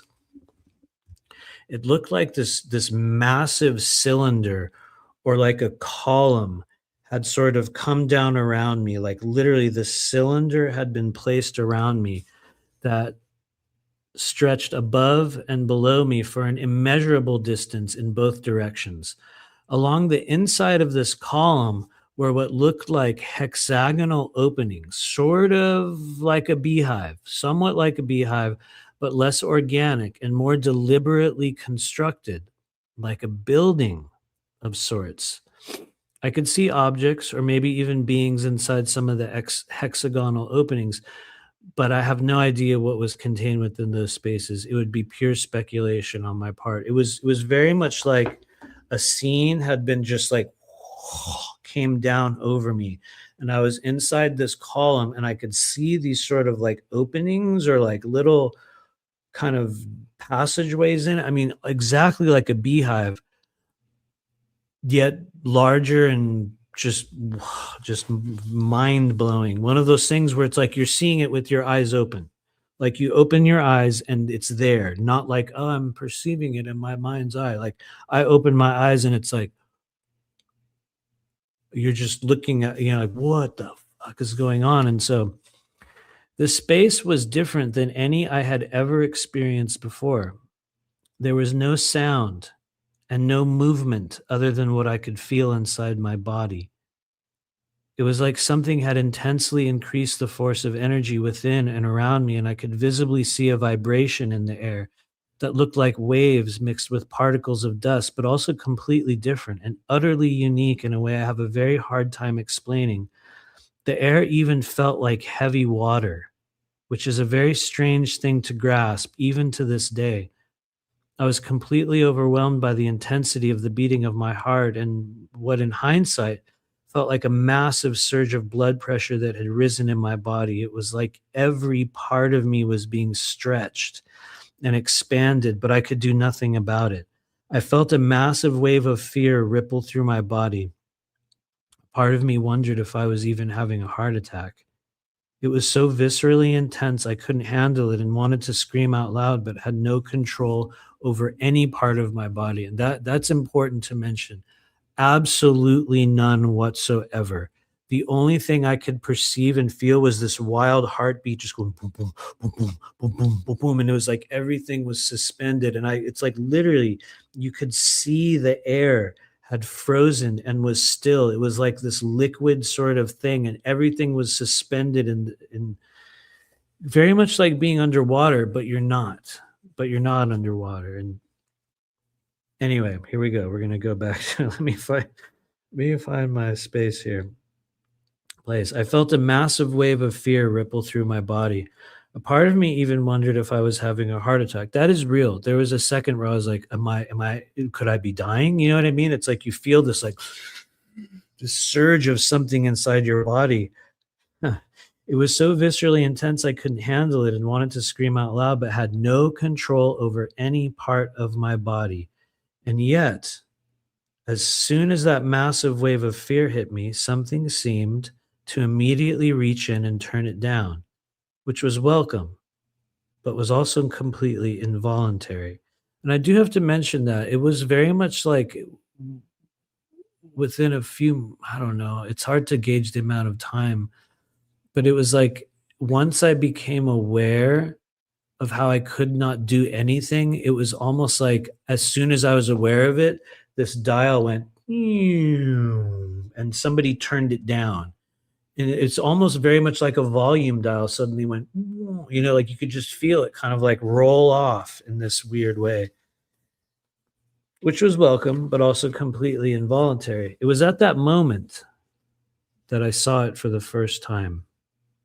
A giant reptilian being suddenly appeared in front of me, as if it was suspended in the air in that column of space. It was brownish and somewhat sandy looking, like a dinosaur mixed with a dragon and a crocodile. It had patches of different shades of brown and dark green on its body, somewhat like desert or woodland camouflage. All I could do was lay there in disbelief. This was completely different from any other multidimensional or extraterrestrial encounter I have ever had. There was no frantic questioning or a million thoughts running through my head, only stillness and a complete lack of control. In hindsight, I believed it somehow turned the fear sensation I had been feeling only a few seconds earlier down just enough to allow me to be present in its space. That's an important thing to mention. When I look back on this, it was very much what I would call like an ancient dragon type of being.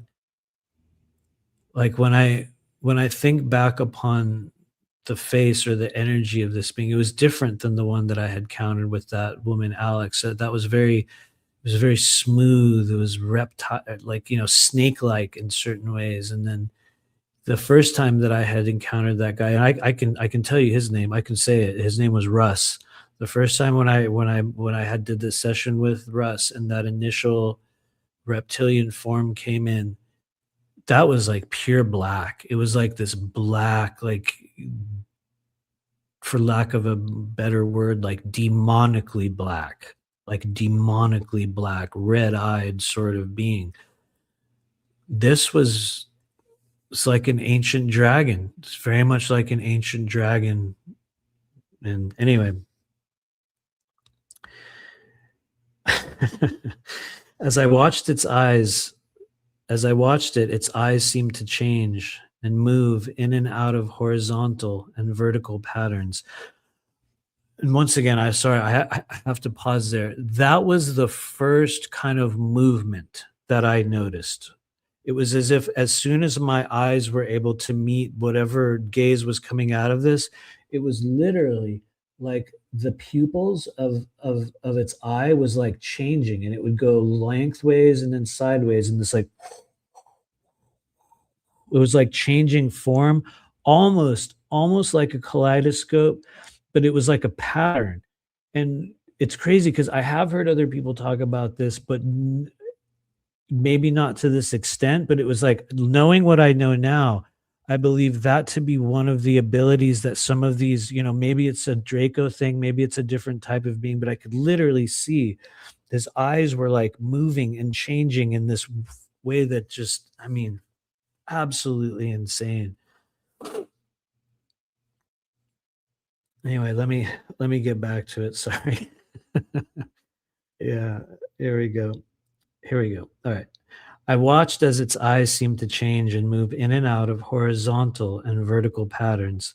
At that second, I felt my body being lifted up and turned around, as if I was being examined in some way, just like we would do to a wild animal or a fish that had been pulled out of the water and placed on a table. I felt my arms get lifted and then dropped, my legs opened and closed. Even my whole body was turned over several times.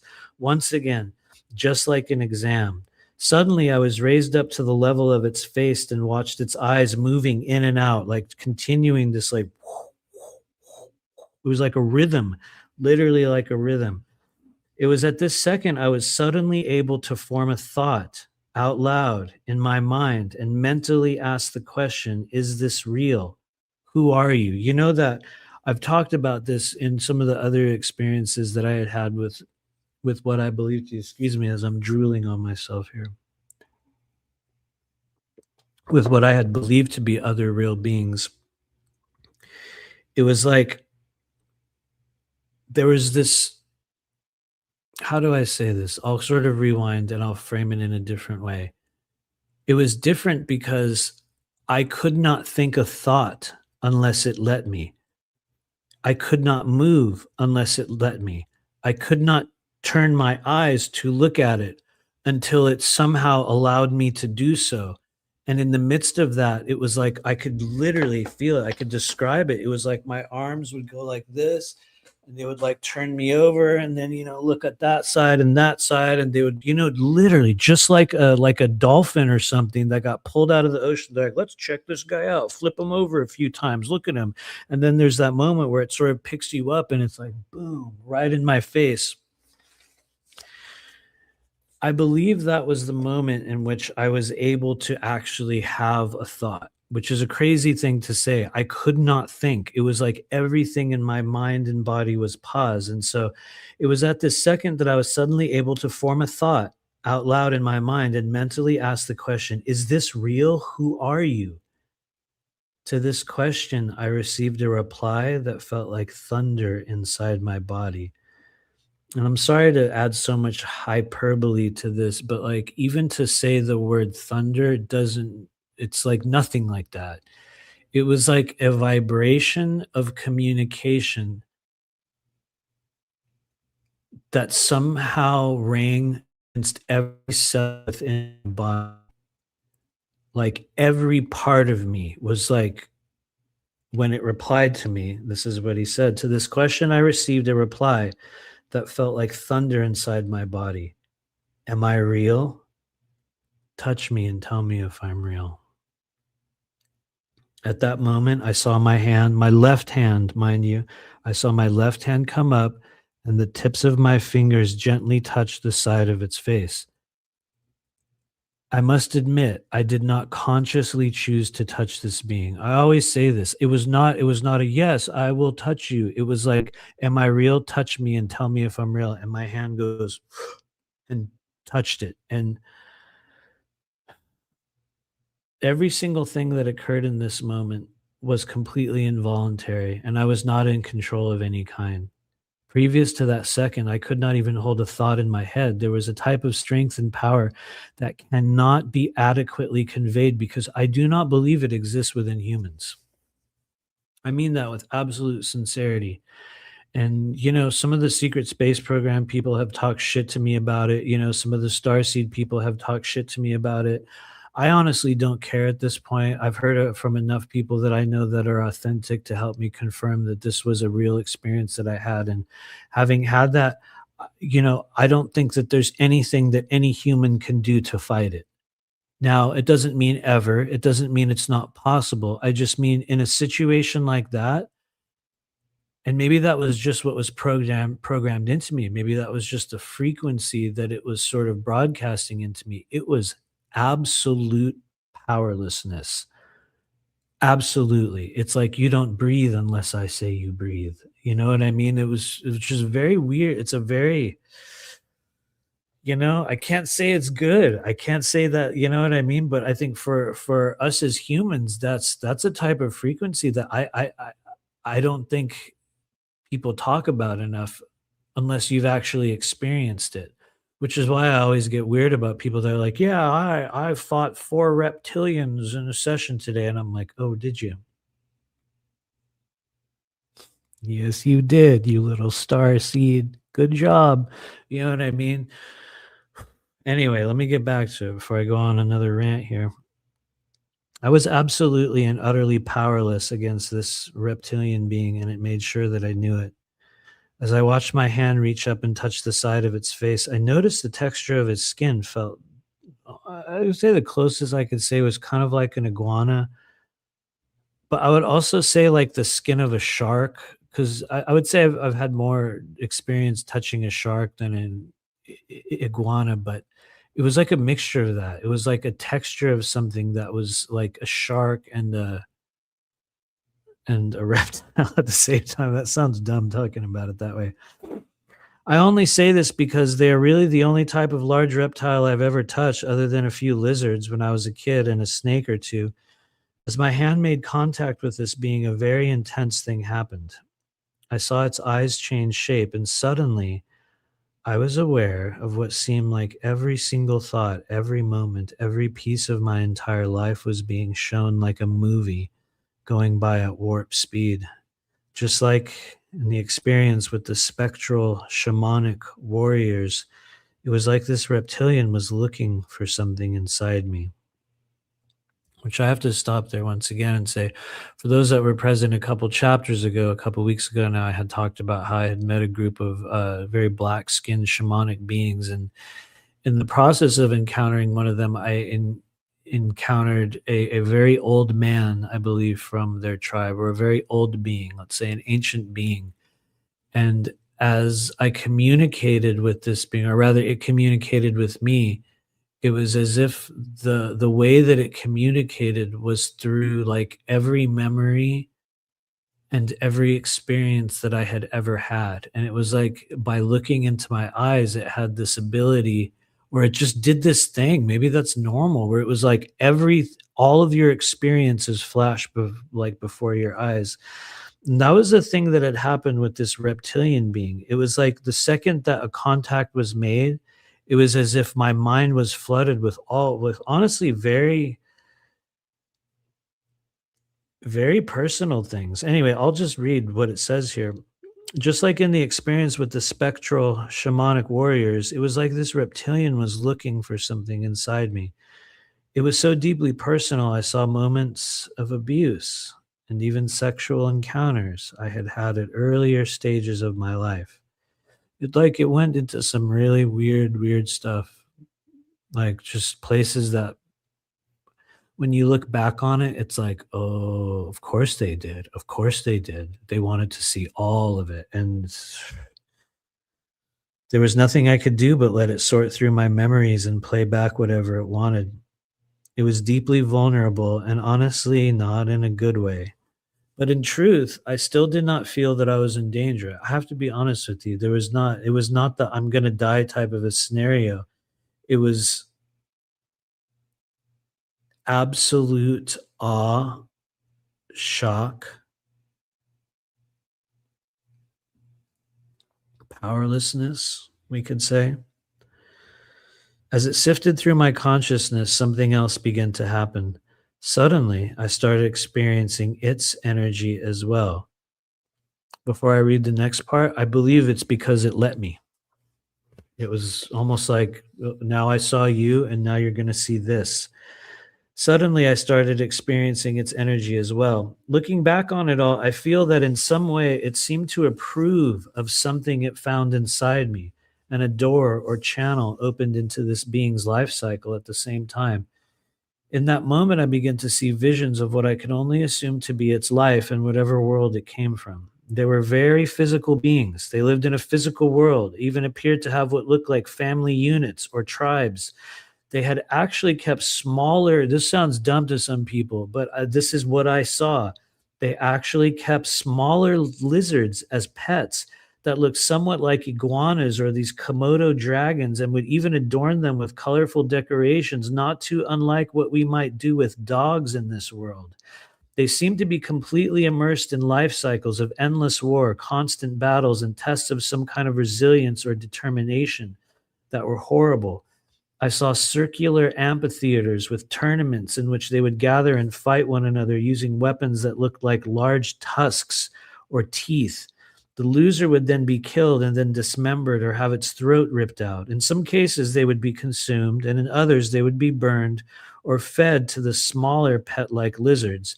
In one scene that in one scene that really disturbed me, I was shown what I could only describe as a family structure and watched as they would ritually sacrifice the weakest member of the family unit, whether it be old or young. This was a great honor, and when the time came for it to be done, the entire family or tribe would descend upon the weakened member and completely rip it to shreds, just like piranhas or sharks in a feeding frenzy. I was shown that this was necessary in their culture to preserve a bloodline of extreme power and survivability of their species. In addition to all the violence and bloodshed, there were other castes within this society. While I cannot name or describe them all, there's one that was shown to me very clearly, and I believe in part this is because it was the group that this particular reptilian being belonged to. I would call them a priest or mystic caste. These beings were sitting in circles in small groups in areas similar to where I was shown the battle tournaments and seemed to be meditating. In the middle of the circle, a portal or some kind of opening would appear, and they seemed to be viewing other worlds, beings, and events throughout time. It went by so fast I could barely hold on to what I was shown. A part of me believes I was only allowed to bring back so much data from this experience, and I do not know why. It almost seemed endless, but I couldn't hold it all. In truth, I don't think anyone else really could have either. To be totally honest with you guys, I don't know that there's any one of us that can come back from something like that with like perfect and total recall of everything that occurred. I think that I was given things that I was meant to see. And maybe those were the things that I was supposed to talk about. I know that there was so much more. It's like one of those feelings where you can feel it, but you don't know what it is and you don't know how to get to it, but you know it's there. You know what I mean? And you know it's there because a space has been taken up by something. Anyway, let me get back to it. It seemed almost endless, but I couldn't hold it all. In truth, I don't think anyone else really could have either. There is something so foreign and unfathomable about their energy. It really is beyond anything I've ever encountered in this life, and honestly, that isn't really a good thing. It was complete domination of a kind that could only be described as utterly inhuman. While it didn't seem like it wanted me dead, it could have killed me as quickly and as easily as one might step on a cockroach. There was only so much I could receive. The rest seemed utterly incompatible with our human world. The reptilians in this priest caste seemed to view other worlds and then interact with them by summoning or causing the being they were viewing to appear in the middle of the circle. This was not at all pleasant to see or feel. They seemed to be incredibly harsh and punishing toward what they witnessed, but kept scanning through realms, a bit like one might do when they're flipping through channels. Only it didn't seem that they liked anything they saw. I know that might sound trite or silly to some who read this, and it might even be me attempting to fit it all into a human-sized box, quote unquote. But that is truly what it felt like. They did not approve of what they saw and kept looking for something they did. In the final scene, I was able to see these very same beings consume something that looked like a black oil. Some drank it, some injected it through tubes that came from the ceiling, and some even seemed to be breathing it like some kind of gas. It looked like they used this substance to travel through space and time without the need for any kind of vehicle or craft. A part of me wonders if this substance was something like quote unquote AI black goo, an artificially intelligent form of inorganic life that is very present in our galaxy. I believe many of us have seen depictions of this living substance in movies and TV shows like the black oil from X Files, but the truth is that's merely speculation on my part. For those of you guys that watch the X Files, that was an early stage show where they began to bring in the idea of the sort of black goo, the sentient sort of essence of inorganic life, I guess we could say. Some drank it, some injected it through tubes that came from the ceiling, and some even seemed to be breathing it like some kind of gas. I read that part again because that was also something that I was shown later, and coincidentally, something that I believe Honora was shown at a certain point, where there was a certain type of element that was actually breathed in by a lot of these beings. It was present with them, and it was something that they would literally like breathe the essence into themselves. And anyway, as this scene ended, so did the strange mind melding moment. And as I returned into conscious awareness of my body and the total lack of control, I was given a message that didn't come through like a conversation or even words. It was a knowing of sorts that had been sent into me.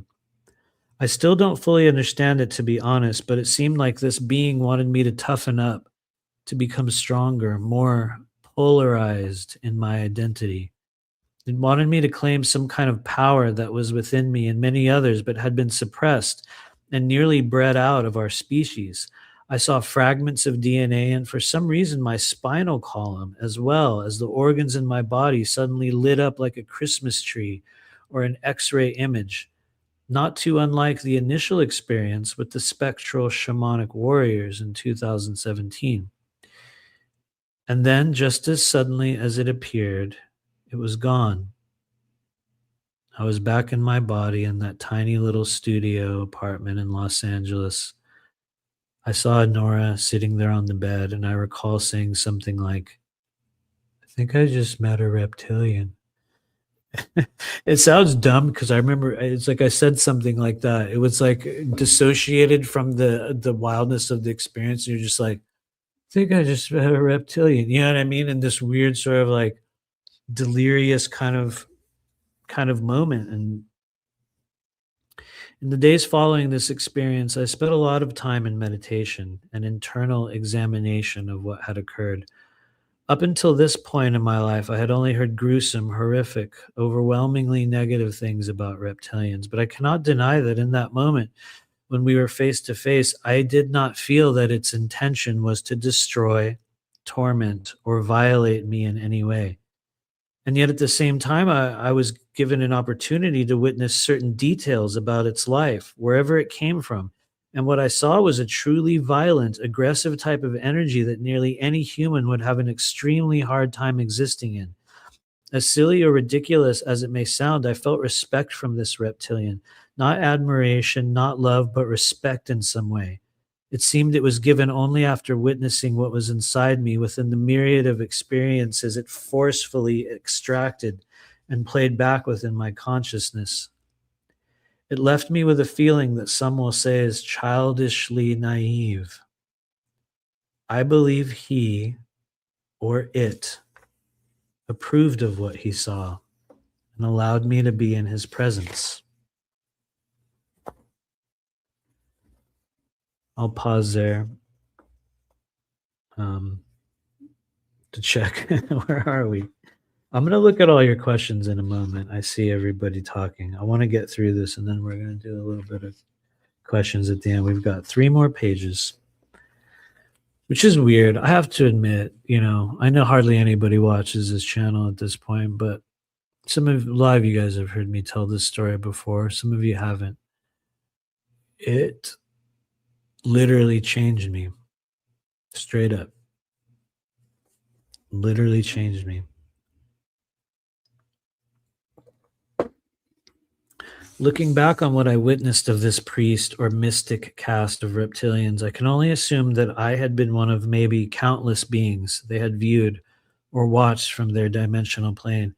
I recall that just prior to it appearing in front of me, that in that out of body state, I felt like I was about to have a heart attack due to the intensity of whatever was happening. It was as if every single piece of me was being stretched and expanded.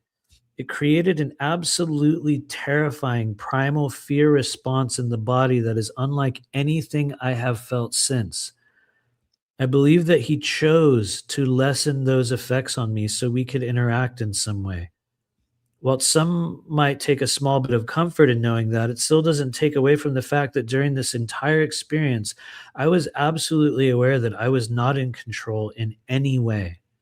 I had no power whatsoever and couldn't even think straight enough to try and formulate questions in my mind until as if I was given some kind of permission.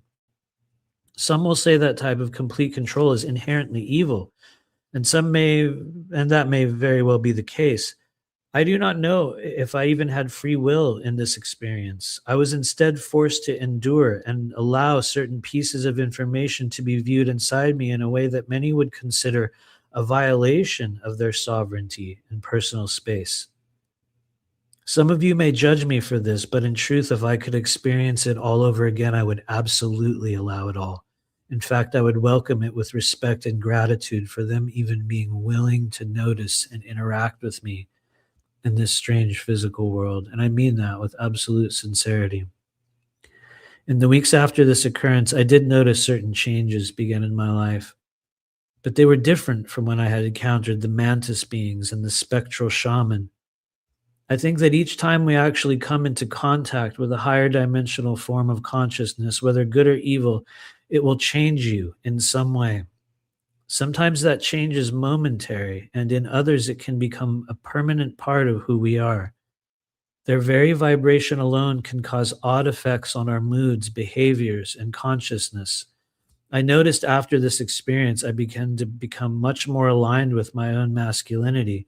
I began working out and trying to improve my physical body by becoming stronger, more muscular, more determined, and in some cases, even more aggressive toward tyranny.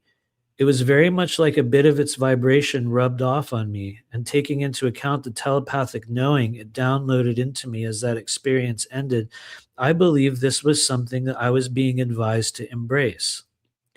I would like to think in some way it was the right thing to do, as I believe we are experiencing what many may have called a war, or what many do call a war on strong masculine energy in our current society. It brings into mind the old saying, weak men create hard times, and I think it was preparing me to step outside of that framework into something far more empowered and fiery, something uncontrollable, even ungovernable. As men living in this human world, I do believe there are many of you who have noticed very much the same things. And while I do not believe that welcoming reptilian energy into your life is going to be the solution for the demasculization of society, it will certainly be a viable option for some of us, right? Others, not at all. But in the years since this experience, those who know me have commented many times on the body changes and masculinization I have worked very hard to maintain in my life. And I actually have. That's a very real thing.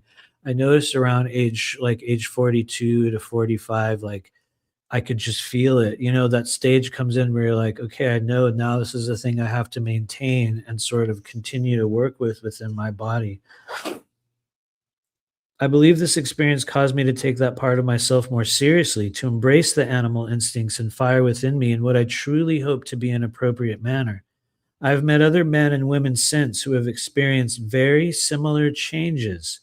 And in truth, while some of them have also been problematic on a number of levels, it backs up my idea that reptilian energies will change us in ways that we might not be expecting and might not be ready for. For those who do come into contact with benevolent or quote unquote neutral reptilians, you may notice a similar change in yourself. And honestly, my advice is to embrace those changes, albeit cautiously. I believe if we choose to approach these beings with reverence and respect, it can help turn our experiences from something that would have been traumatic on other timelines into a potentially positive, soul strengthening experience. In the end, I believe its message to me about strengthening myself has to do with future events and world changes that may be coming into our reality in the coming years. If there's one thing we can all mostly agree on, it is that our culture has only become weaker, more corrupted, and less sovereign in the years since the viral COVID madness was forced upon us by the powers that be here on Earth. One big aspect of the globalist one world government, quote unquote, plan that we are seeing take shape around us is the complete disempowerment of our species. In fact, it is absolutely necessary for them to take control. One thing we know about reptilian energy, whether it be good or bad, evil or holy, is that they do not bow down to anyone or anything, ever.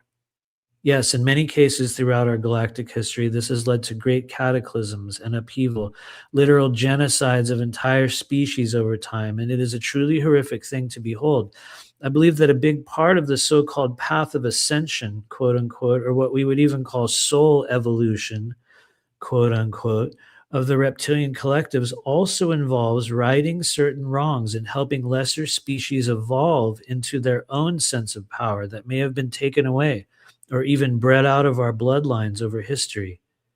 It stands to reason that in order for some of these beings to progress into the next stage of their own journeys, they will choose at some point to assist those ready to receive them in order to break through certain conditions and mindsets that they themselves helped to install so many ages ago. For some people, that's a gross oversimplification, especially for those who have had negative encounters with reptilians. I believe we all have had these experiences, and many of us were present in a time commonly known as the Lyran or Lyran Wars, in which many of the reptilian collectives throughout our galaxy all came together to completely annihilate and dominate a number of species. It led to the destruction of many worlds and a complete change in the balance of power in our corner of the galaxy. There are still many of us who hold genetic memory from these times and still have a deep resentment or fear of reptilian energy. While it is rightful to remain cautious, I think one of the very reasons that this being showed up in my life was to help correct that imbalance of power and to usher in a new age of self-determination, strength, and personal empowerment. In fact, when I really look at it, there's even a part of me that believes that very being appeared to me in that moment was actually another version of myself from another dimensional plane, in another form, that has a vested interest in helping me progress in this life. When I look at the changes it brought into my life, I choose to see it as that very thing, an aspect of self reaching back through time and space to help me move forward in ways that I may never have otherwise. Call it a soul contract, a past life agreement, an old school abduction, or even just a wild hallucination. I'm deeply grateful for what it showed me, and I welcome the day we meet again with true honor and respect. Boom. And with that, we will pause it there. At the close of that chapter, and I will finally look at your comments after all this time. I will finally look at your comments. Thank you, everyone, for hanging out with us for 2 hours listening to these wild stories. Let me know if you have any questions. I'm going to scroll through here. Somebody with all caps. Good job. Thank you, Rami Salem. Matt, have you ever encountered or have info about the reptilians with light honey-colored skin and protruding dino snout? I can't say the honey-colored, but what I can tell you is that within the color spectrum of the being that I encountered, it seemed to hold a little bit of many shades of sort of colors, I guess, for lack of a better word. And so while I haven't encountered that exact one, I honestly believe there are countless different forms of reptilian beings. And In the next chapter and the chapter after that, we're going to talk way more about them. That was kind of just the start of some of the reptilian stuff that I've gone through over the years. That was the most, I would say, powerful one out of all of them, definitely. That was the only direct time in which in my entire life in which I believe, even if it was in an astral form, because a lot of people have asked me about that. They're like, "So you claim that you touched it, you say that and then other people are like, "No, reptilian would ever let you physically touch them. They would kill you before, you would physically touch them." And I'm like, "Well, look, I can only say what I experience. I'm not here saying that's how it is for everyone. I'm saying that in the moment that I had that experience, I just watched my hand just went just straight out. It was like it made me do it in a sense. Maybe that sounds dumb to some people. Thanks, Tanya. I like this chapter. I have a couple of similar experiences. It's really interesting. Thank you. It's like, yeah, it was one of those ones that's really caught me a lot of. I think I got a lot of flack. I got a lot of bullshit from people in the Starseed and Secret Space Program community because it didn't fit in with like the tales of, otherworldly madness and the sort of like just the games that everyone plays in that group. You know what I mean? It didn't fit into that. So therefore it must not be regarded as real, right? That's how it goes. Grateful Heart says recently Pluto TV app added an X Files channel. Been crazy rewatching it, right? I really have such a hard time watching TV now, but I would watch X Files. There's a few movies that I have like real big, like emotional, like connection with, and certain shows where I'm like, I could watch that, but really only because it's from a previous era. Otherwise, I just get like, I go into like weird like brain fog. What's up, Andromeda? Do you recall if they had any advanced crafts or ships? I did not see any. No ships. I'm not saying there aren't. It was just like that was not a thing that was shown to me. You know what I mean? I would kind of assume that there were. I think that one of the crazy things about the that sort of essence that was breathed or injected or consumed in some way based on what I believe I was shown in that moment, which could be very wrong. You know what I mean? Human consciousness is so fallible. I believe that they were using some form of artificially intelligent, inorganic life as a gateway that would allow them to step through other realms. And I say that as an assumption and based upon pieces of what I'm shown, not to say that's absolute truth. I could be totally wrong. He could have had a ship floating right above my house. It could have even have been a she. I don't know, but he could have.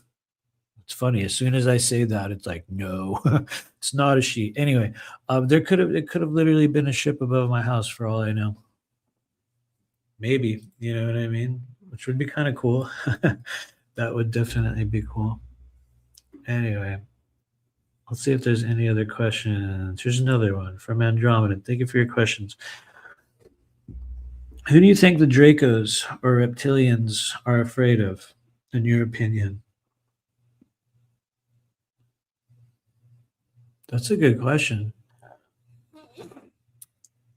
I don't know. To be really real with you, I don't know the answer to that question. I can show you that, or I can tell you that in what I have encountered in, both past life experiences that I've been shown and made aware of, which we'll get to in the other chapters, and based upon this one, I don't believe that it is within the genetic makeup of these beings to express fear in the way that human consciousness expresses fear. Meaning that even if they had the ability to feel that, it was not something that was expressed to me in any way, nor would I imagine it to be a trait that they, you know, would be proud of having. You know what I mean? It would not be a thing that would be shown to a visitor. You know what I mean? Like myself, some distorted cockroach like human, you know what I mean? That I would say that is one of the feelings that I got from them. It was basically like, you're a bug. I can squash you if I want, but instead I'm gonna look at you, and go, oh, look at this, kind of a thing. Not with that type of energy, but I hope that makes sense.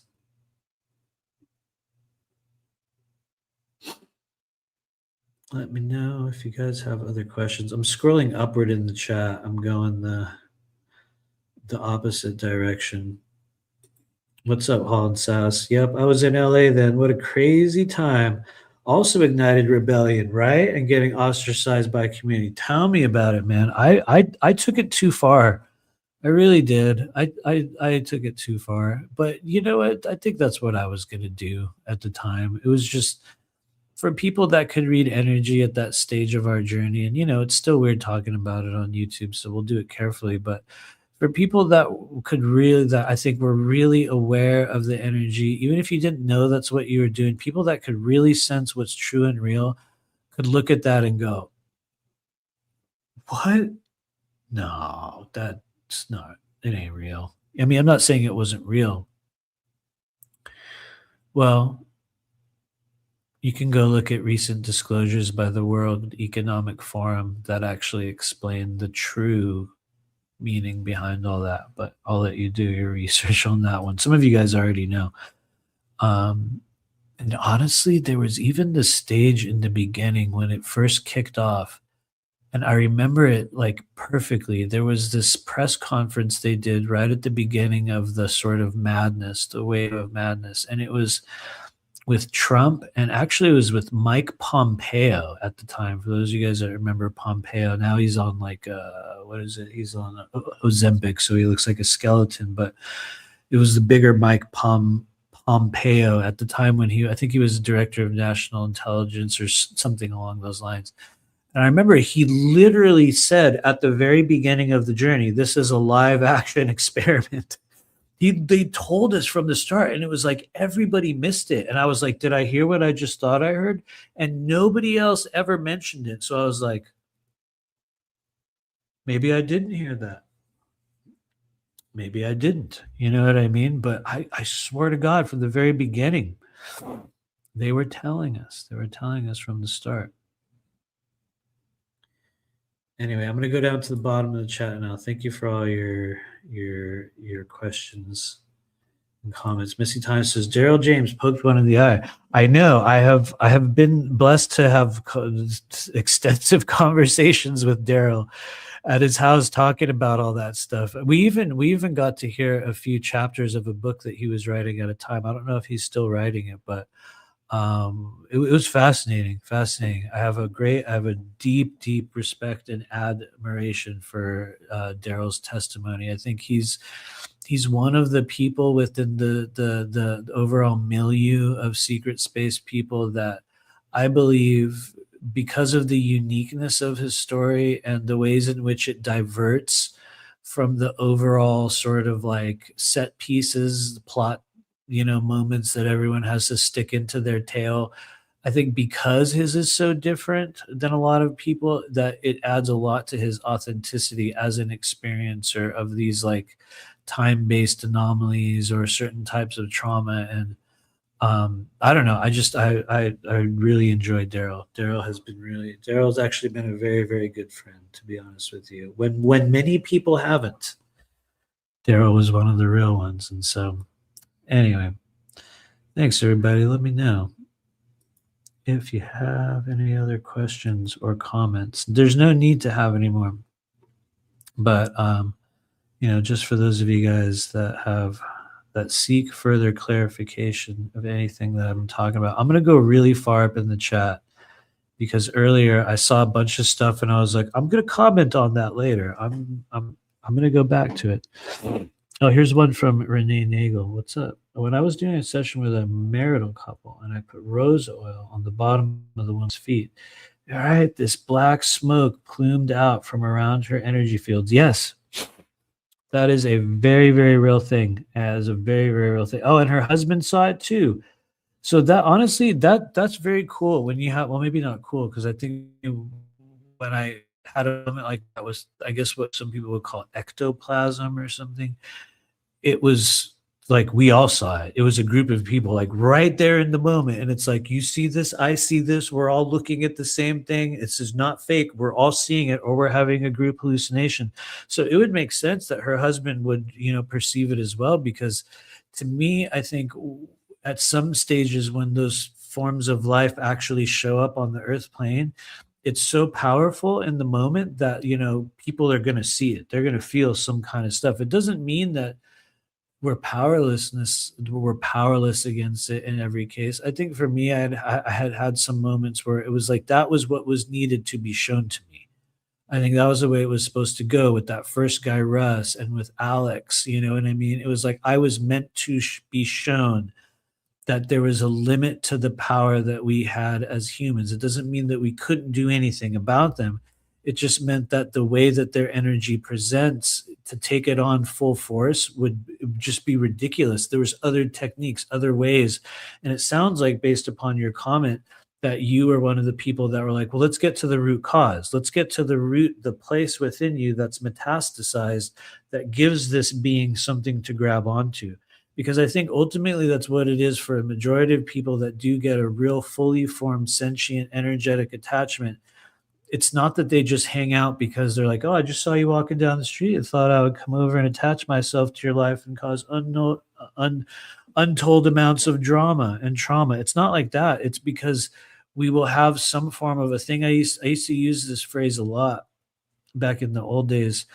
We have a bait signal that's given off by the body that can come from trauma, negativity, addictions. They all come hand in hand, could be all sorts of forms of energy. Sometimes we come into this world with them, which is a weird one, you know what I mean? Where it's like, what came with me into this life? Those are hard ones to deal with, but um, people are going to sense it and they're going to feel it. And anyway, I kind of lost my train of thought on your comment, but it's just very real.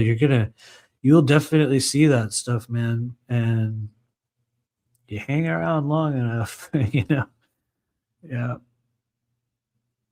hang around long enough. Anyway, thank you for all your comments here. Appreciate you guys.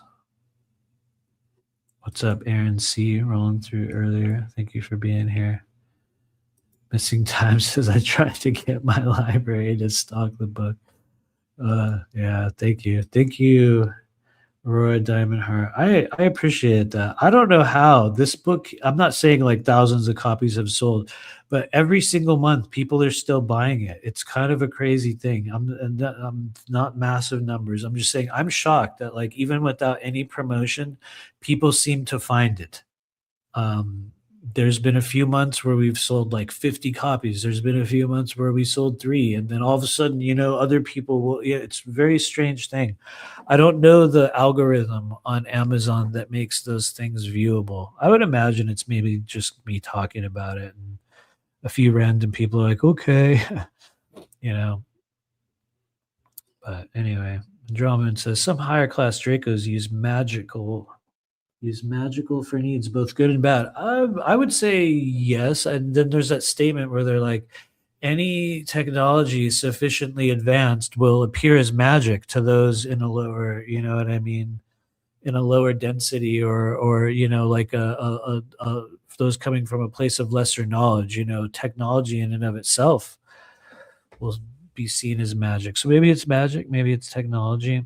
I think one of the things that I struggled with was when I had told stories of that woman Alex, and it was like people are like, no, that's not how it works.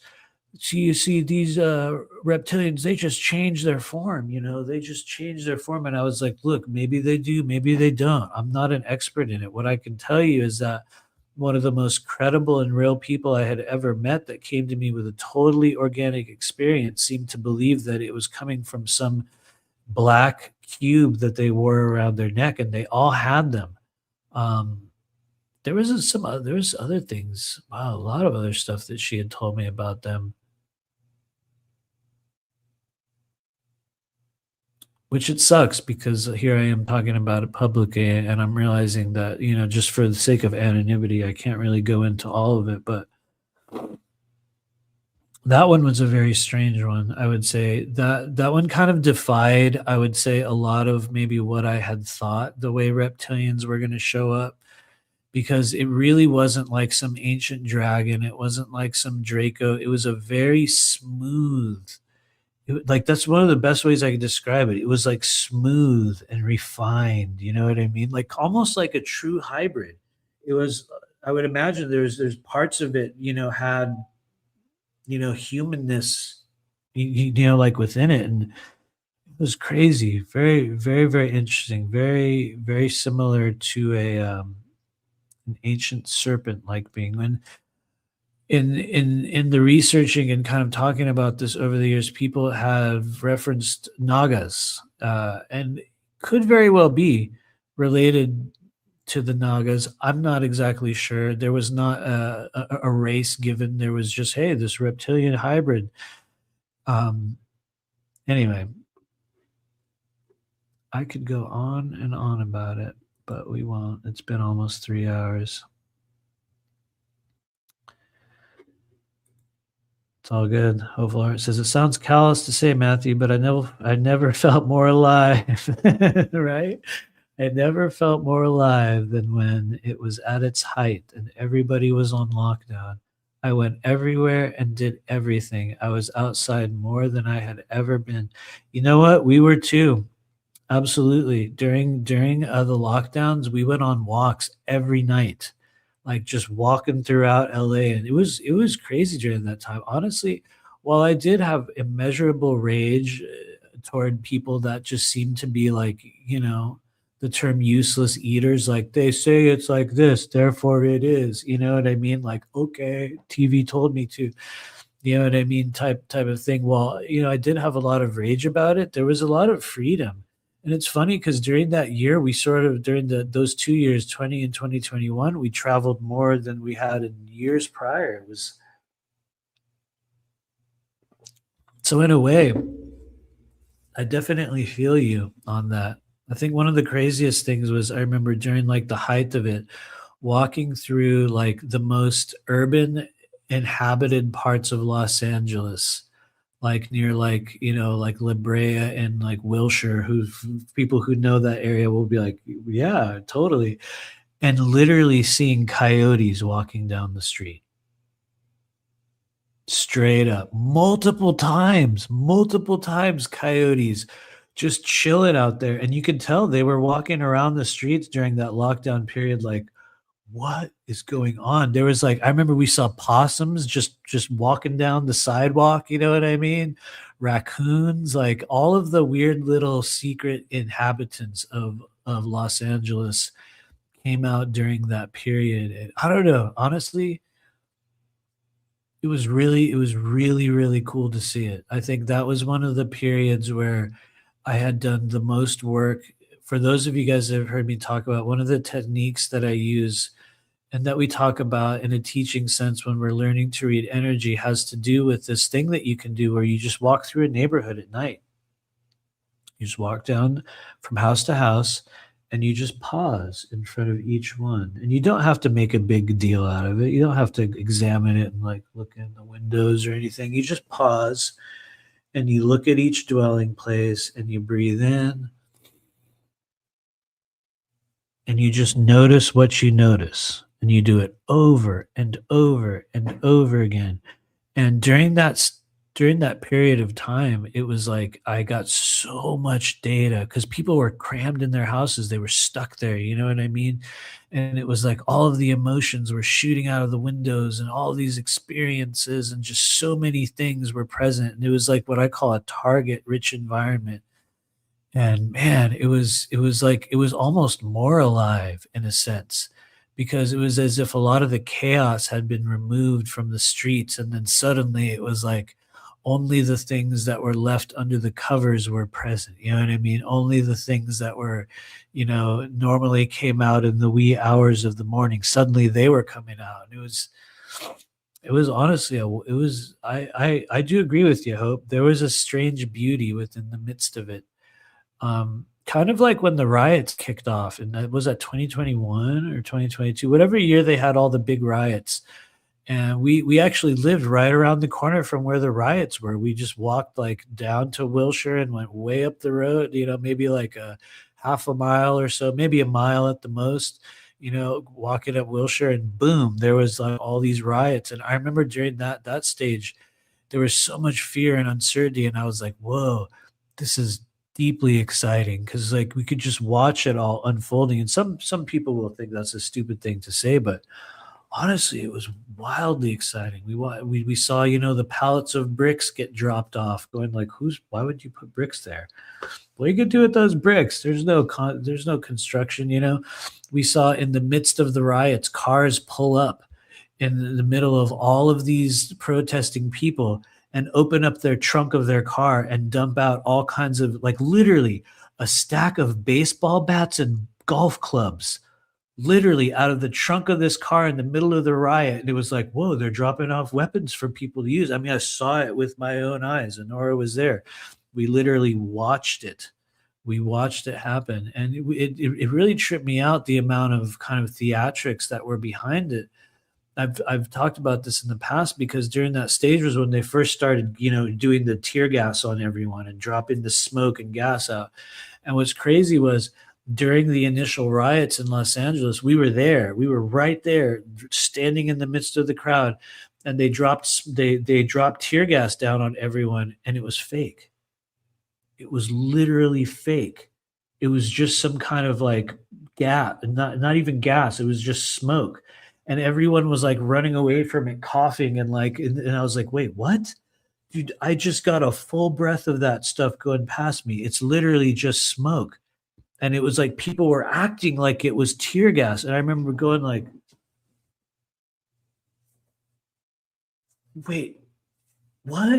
And it was just, you got to see how crazy and, like, how much of it was a show, and honestly, I'll be real, it was a lot. It was a lot of fun. It was genuinely fun and equal parts maddening at the same time, you know what I mean? And then it's crazy, because after going through all that stuff in the heart of Los Angeles and going through all those wildness in the midst of the viral madness, and nothing ever happened to me, never got any kind of sickness, nothing like that, until I moved to Florida. Boom. And then it was like, oh my lord. And then, oh yeah, that'll open a whole other can of worms, which we'll talk about next time. But anyway, it was a very wild time. Yep, you get it, right? It was oddly liberating at the same time. Frustrating, liberating, bizarre. Um, but yeah, it was crazy. Thanks, Andromeda, for all your comments. Maybe they were searching for your other reptilian Draco aspect. Who knows? And maybe you know. Um, I do actually believe there's a bit of that. I noticed that one of the hallmark things, well, I couldn't even say it like that, really. To be totally truthful, in two experiences that I had, it wasn't like it happened every time, like they just view something inside you, but it was something that happened more than once in two different occasions, with the very ancient man that I encountered in that first set of experiences, and then with that reptilian being. It was like they have an ability in that, maybe higher dimensional form, to literally look through all of your timelines and all of your experiences in a way that is just shockingly vulnerable. I mean, not in a good way. Not in a good way. I wouldn't say in a traumatic way, but just in one of those things, those moments where you realize that, like, no stone was left unturned. You could see your entire life like flashing through, which sounds wild. Like, yes, you see your life flashing through your eyes, and it's like all these weird experiences, and anyway, I could say so much more about it. I would say, in part, may have opened the doors into me remembering certain traumas that occurred to me in early childhood. Almost like I wasn't aware that they were there until someone came along and went, "Oh, look at this. Whoa, what is that?" In the midst of that, it was like a part of me was like, "What?" You know what I mean? I'm not saying that that makes it true, you know what I mean? Because you experienced it in some weird out of body, bizarre, possibly hallucinogenic, possibly out of body, possibly real life extraterrestrial experience. You know, It's possible that things could be implanted into your memory. That's very real. I mean, we have to face, like, I would say anyone that really approaches their own experiences, I would say, with a mature human analytical mind will really need to look at that. The possibility that even the experience that you were given in that moment could have been a cover memory for something else. I think in some ways, for those of you guys that were here last week, I was talking about an experience I had with a person I believe to be a real living vampire, and there were some stages in the experiences that I had had with that person where I was consciously aware that a large period of time had passed, and I had no idea of what took place. It was like they could take away your memory and they could also put something in there. Obviously, that's been referenced countless times. Maybe some of those were placed within me. I don't know. You know what I mean? Could have been. Certainly a possibility. I think you're crazy if you don't look at it deep enough to say, what if it was just an implanted memory? I think that I hate to say it because some people will get mad at me. They always do. I think that for a lot of people in a later stage of life, they're going to look back at the experiences that they thought was them inside a secret government program in outer space and realize that, it was actually them just viewing another timeline. Or in some cases, these are literally implanted memories that were simulated. I think that that's a reality that some of us are going to have to face at a certain stage. Maybe if we choose to. I might be one of those people. I might be forced to face that. What if your memories were implanted? I think there's a lot of really big secret space whistleblowers out there who are walking around with very implanted memories. I'm not here to like debunk that shit at this point. It is what it is. It's just I know that for me, it was a thing that I've had to look at. I've had to be like, well, was this an implanted thing? And if it was, did it still lead to something positive? Did it lead to something negative? Did it lead you to get caught up on your spiritual journey? Did it lead you into a place of confusion or negativity? Did it lead you down a road to ruin? And it's funny because, when I look back on those things, no, it didn't. It did not lead me to ruin. It did not lead me into addiction. It did not lead me into chaos. It did not bring in negative consequences from that experience. I don't believe that I was punished. You know what I mean? Because some people talk about that dynamic as well within certain multidimensional experiences, or even, a lot of remote viewers within our community will say, I remote viewed something and I wasn't supposed to, and I got punished, or I got hit with something. And I'll be real with you, that's very, very possible. It's very, very possible. I kind of have encountered a similar dynamic in certain stages, not to the extent that some people say it. I really have a hard time with the people that say, I remote viewed the dark side of the moon, and then a man came and knocked on my door and said, don't do that. I just I have had such a hard time with the people that toe that line. You know what I mean? To me, that's the example of very high levels of self-importance. You know what I mean? To think that you're so important that just by you placing your psychic gaze upon the dark side of the moon, some man in black is going to come knock on your door. And yet, it's possible. It's certainly possible. I guess that's one thing we have to look at within the status of our current dimension at this stage. It's like, and I know you guys have seen this. For those of you guys that are still watching, I'm just kind of ranting at this point. But if there's one thing I think we can agree on Earth at this stage, it's like anything is possible. Anything. A lot of people talk about how, we might have some form of, disclosure, right? The big word that everyone loves, disclosure, given to us by Trump this year. Which I guess I could comment on that before we leave. For once, I do agree it seems as though, based upon what I am able to view from a very limited perspective of some of the inner workings of the energy that has been gathered around that at the highest or some of the higher levels of government, it does appear as though, I say this, carefully, but also pretty seriously, it does appear as though a new level of limited disclosure has been granted. When and where that will be dropped upon the sleeping masses is another question. The effect that it will have upon those that receive it, I think, is another question. I think that's one of the problems that we're having right now with the mass formation psychosis and the waves of technological hypnotic, kind of mind control that's been placed upon us, is that we're kind of at a stage right now where, let's say, if Trump did come out tomorrow and go, well, turns out, there are some aliens, and yeah, he'll do his whole song and dance around it.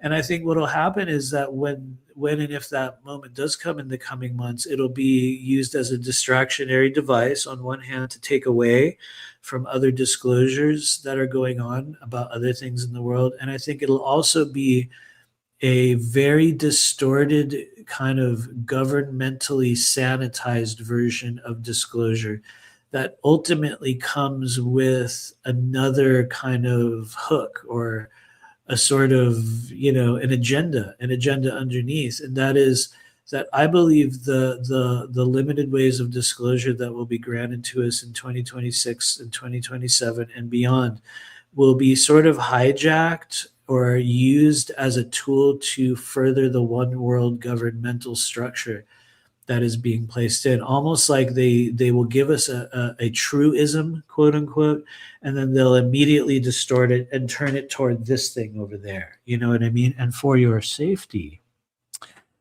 you know what I mean? That's where the Palantir AI comes in and is all, sneaking in the background, which is another inevitability, which I do think that is one thing that we will figure out from an organic perspective, which is funny because I'm going to reference it as non-organic through AI. But I do believe that as the artificially intelligent sort of milieu of, chat bots and language models and all kinds of shit that they're building in the background, as they grow in their so-called sentience, I believe that there will come great disclosures from artificial intelligence just through the information that is being brought forth in an organic manner through some of the conversations and just the way humans are interacting with it now. I think we're going to get some disclosure from that as well.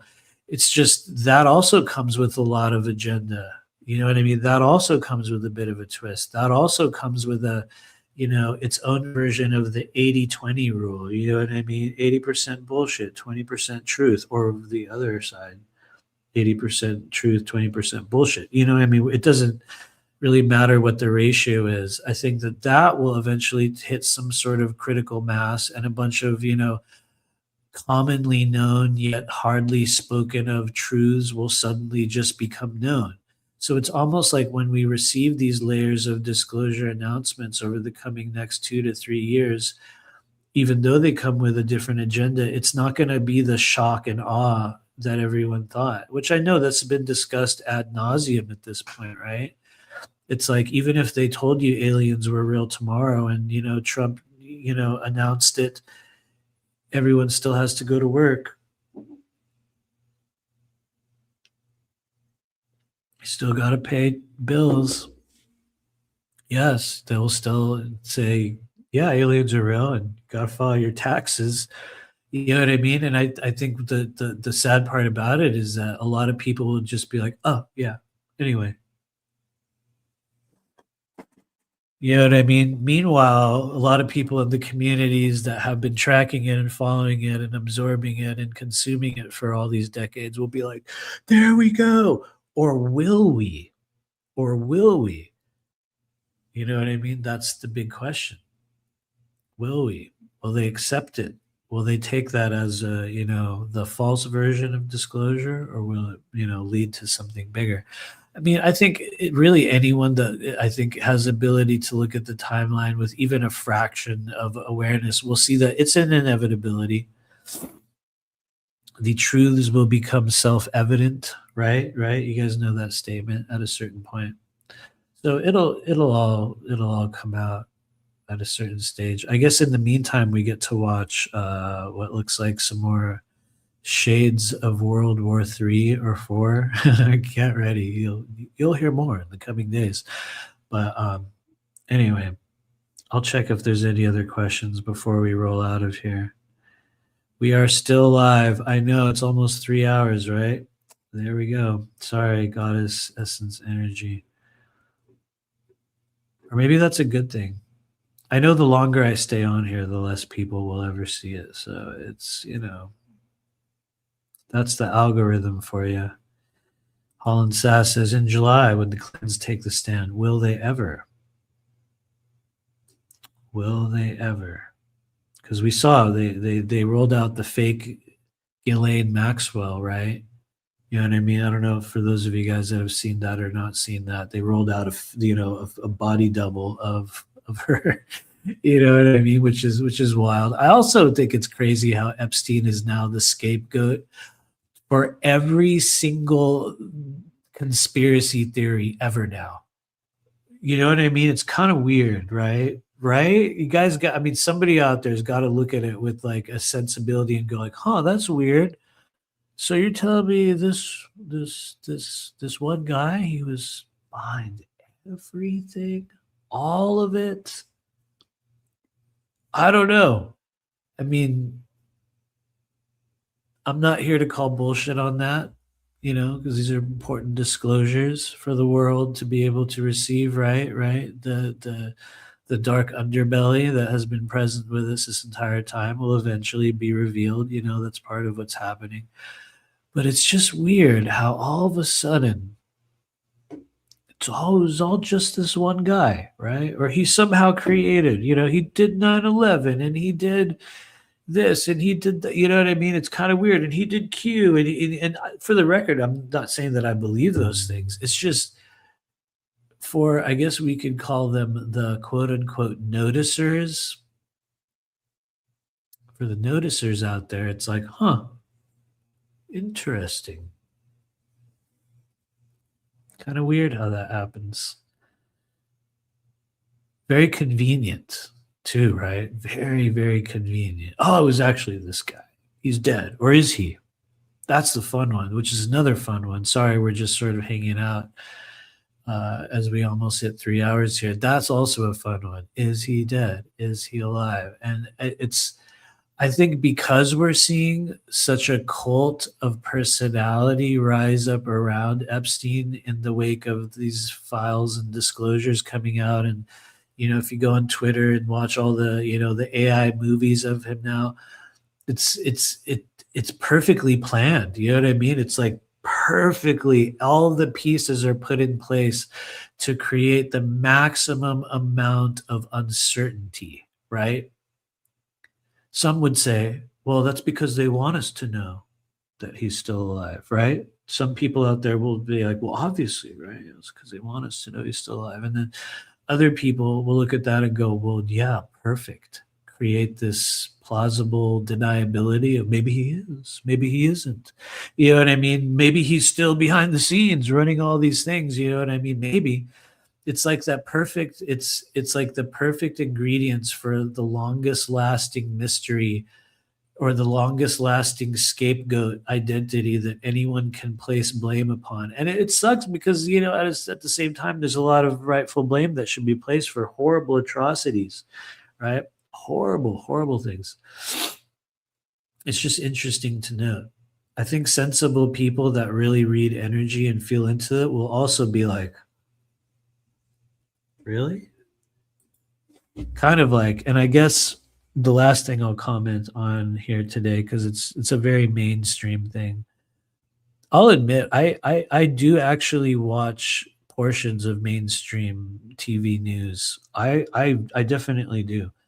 I actually think it's important to for me it's important to, because I'm the kind of person that I need to know what kind of drivel is being passed on to the sleeping masses. I have enjoyment in, or I get enjoyment out of watching the propagandizing of America through, mainstream media. It's just a crazy thing to watch because it's like every day there's so much like, conversational hypnosis and mass formation psychosis and like this constant, baiting of human emotions to rise to their highest essence. You know what I mean? It's like this constant thing. And one of the other stories that I've been watching pretty much every day is that some of you guys will know this, some of you won't. The I can't. Wow, it's funny. I cannot remember the name of this family now.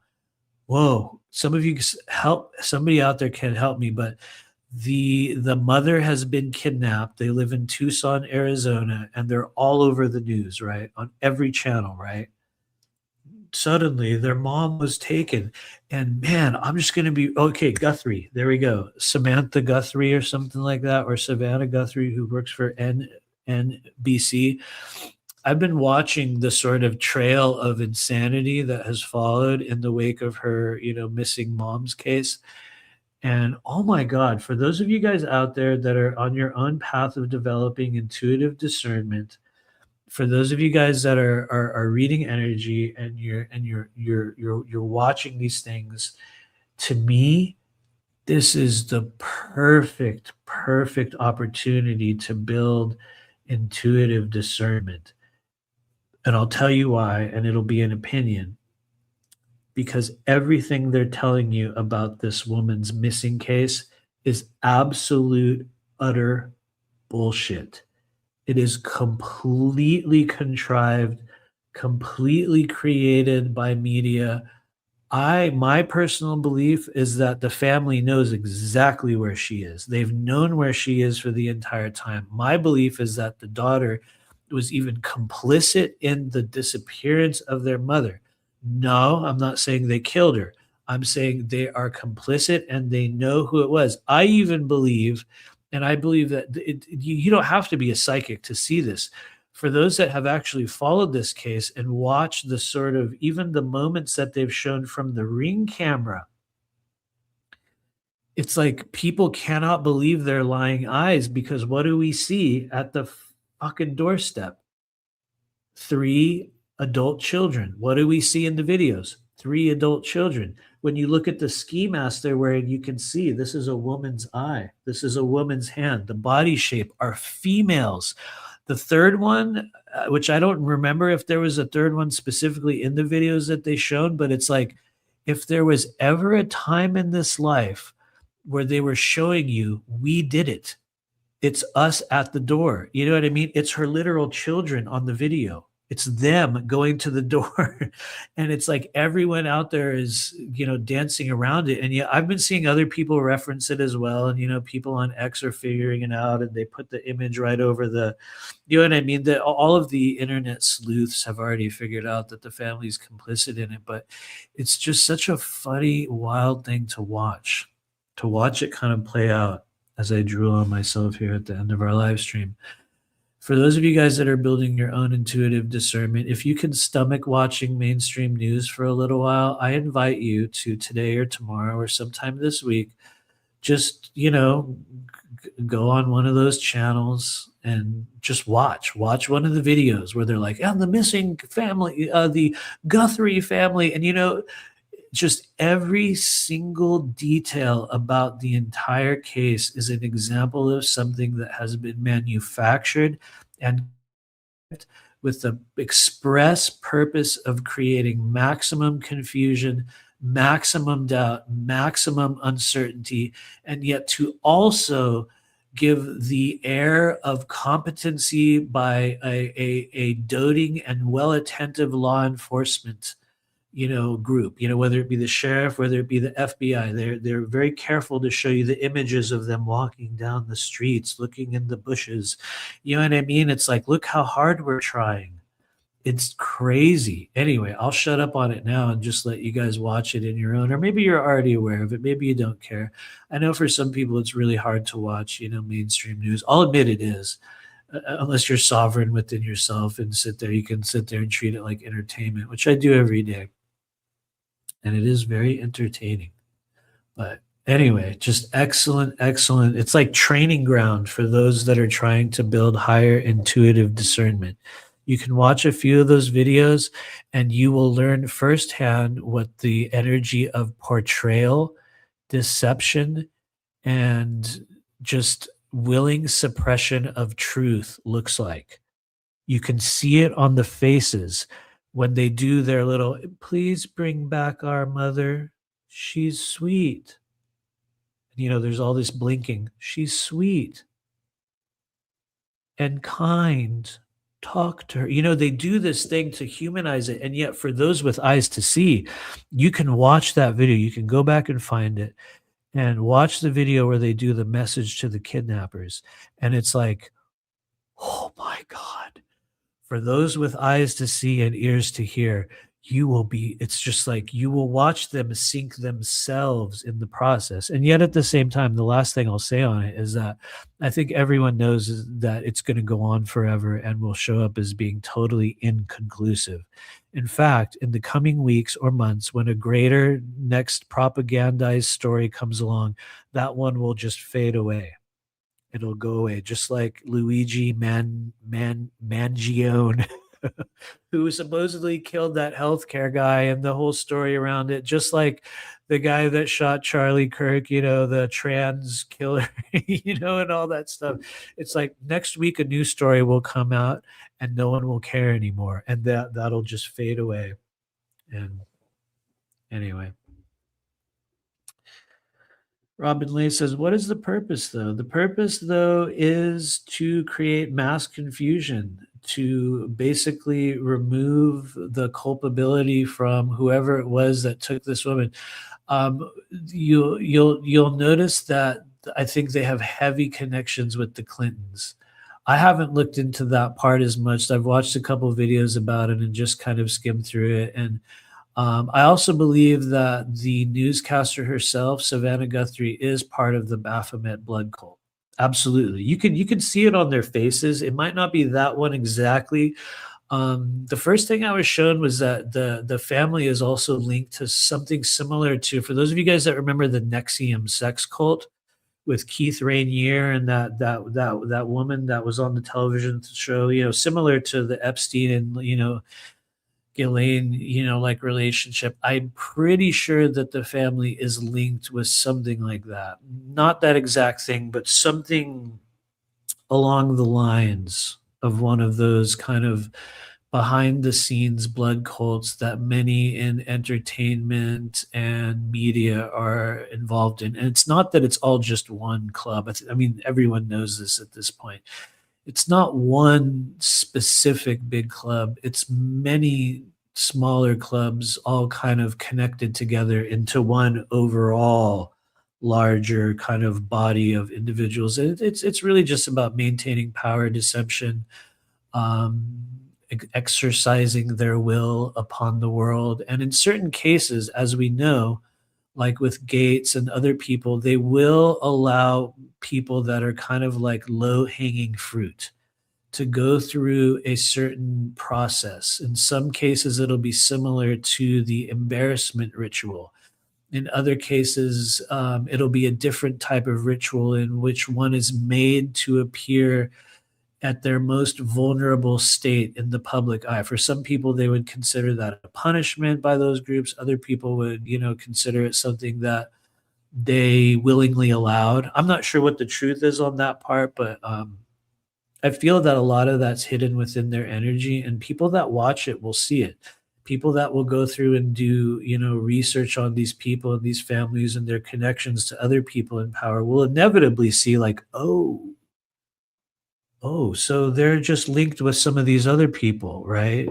I think Holland Sass got it.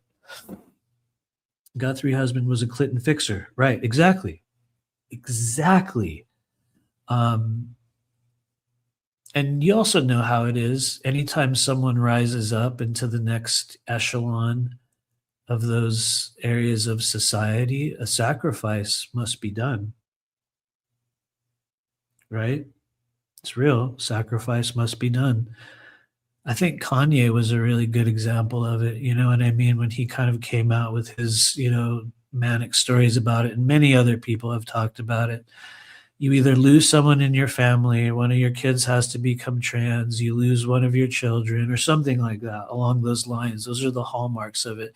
And so you'll always see a family member, like a mother or a daughter or a child or a father or a figurehead of a family, like a figurehead, just like the grandmother in this case. Perfect, perfect example for the Illuminati sacrifice.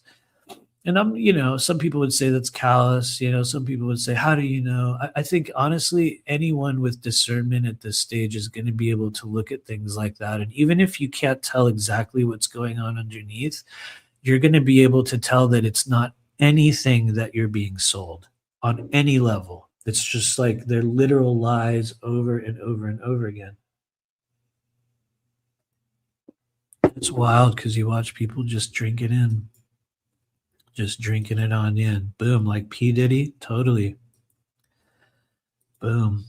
Robin says, I did watch the video and it was weird, but perhaps I'm too naive or underdeveloped. Honestly, I wouldn't put it that way. I would just think that, I mean, there's a lot of emotion that's conveyed. And I think maybe that's one of the shortcomings of people like me, is that when you see these layers of portrayed emotion time and time again, there might be times in which someone like me would be too quick to say, oh, well, that's fake. You know what I mean? Because people express things in different ways. But I mean, a perfect example, though, when, everyone kind of called it would be, look at Erica Kirk. You know what I mean? Her husband died, and within 2 weeks she's headlining, like dude, the world, with these crazy eyes, and then these CIA videos came out with her in them, and it's like, damn, you know what I mean? So maybe it's all just a conspiracy, maybe it's not, but yeah, there you go. It's never the actual narrative. But yeah, Aurora Diamond Heart guy. Yeah, there's a video where he talks about how they sacrifice his mother. There's another one where he literally says this, and who knows, it might even be wiped from the internet, like some other things he said, where he literally says it. You got to agree, like they're gonna take your kid, or they're gonna take your mama, or they're gonna take this, and they're gonna do it. And he's like, but I didn't, because I never killed nobody. You know what I mean? But he's telling you they're gonna do that. They're gonna take someone from you, and you know anyway, we could go on and on, but I'll let you guys kind of figure out. Spiritual Ascension says shortcoming. I think not. Maybe not. I try to be realistic with myself, because I think it's really easy for people like me to become jaded. You know what I mean? It's easy to not be affected by the what we would call the energy of certain types of suffering. You know what I mean? Because you encounter it so many times at a certain stage, it sort of loses its kind of like loses the kick. You know what I mean? Like the first time you drink whiskey, you're like, boom, whoa, oh God. And a couple of years later, you're like, oh yeah. Although for me, I never liked it. I could never drink whiskey from the start, and it still tastes like shit to this very day. But for some people like that, it's an acquired taste. You become used to it in a certain level, and I think that's why I would say it could become a shortcoming for some of us, because within the density of what we've experienced, one could become desensitized at certain stages to the suffering of others. And honestly, that was something that Carlos Castaneda referenced in one of his Don Juan books, where I don't even remember which one it was. He talked about it a couple times, but they talked about how some of the greatest shaman were completely removed from any emotional attachment to any aspect of anything that their people were experiencing. And yet within that utter detachment, they did their greatest work. So I don't know, maybe it's a shortcoming. Maybe it's discernment. I don't know. Anyway, just reread 1984 last weekend. Unsettling. All right, man, that was a crazy book.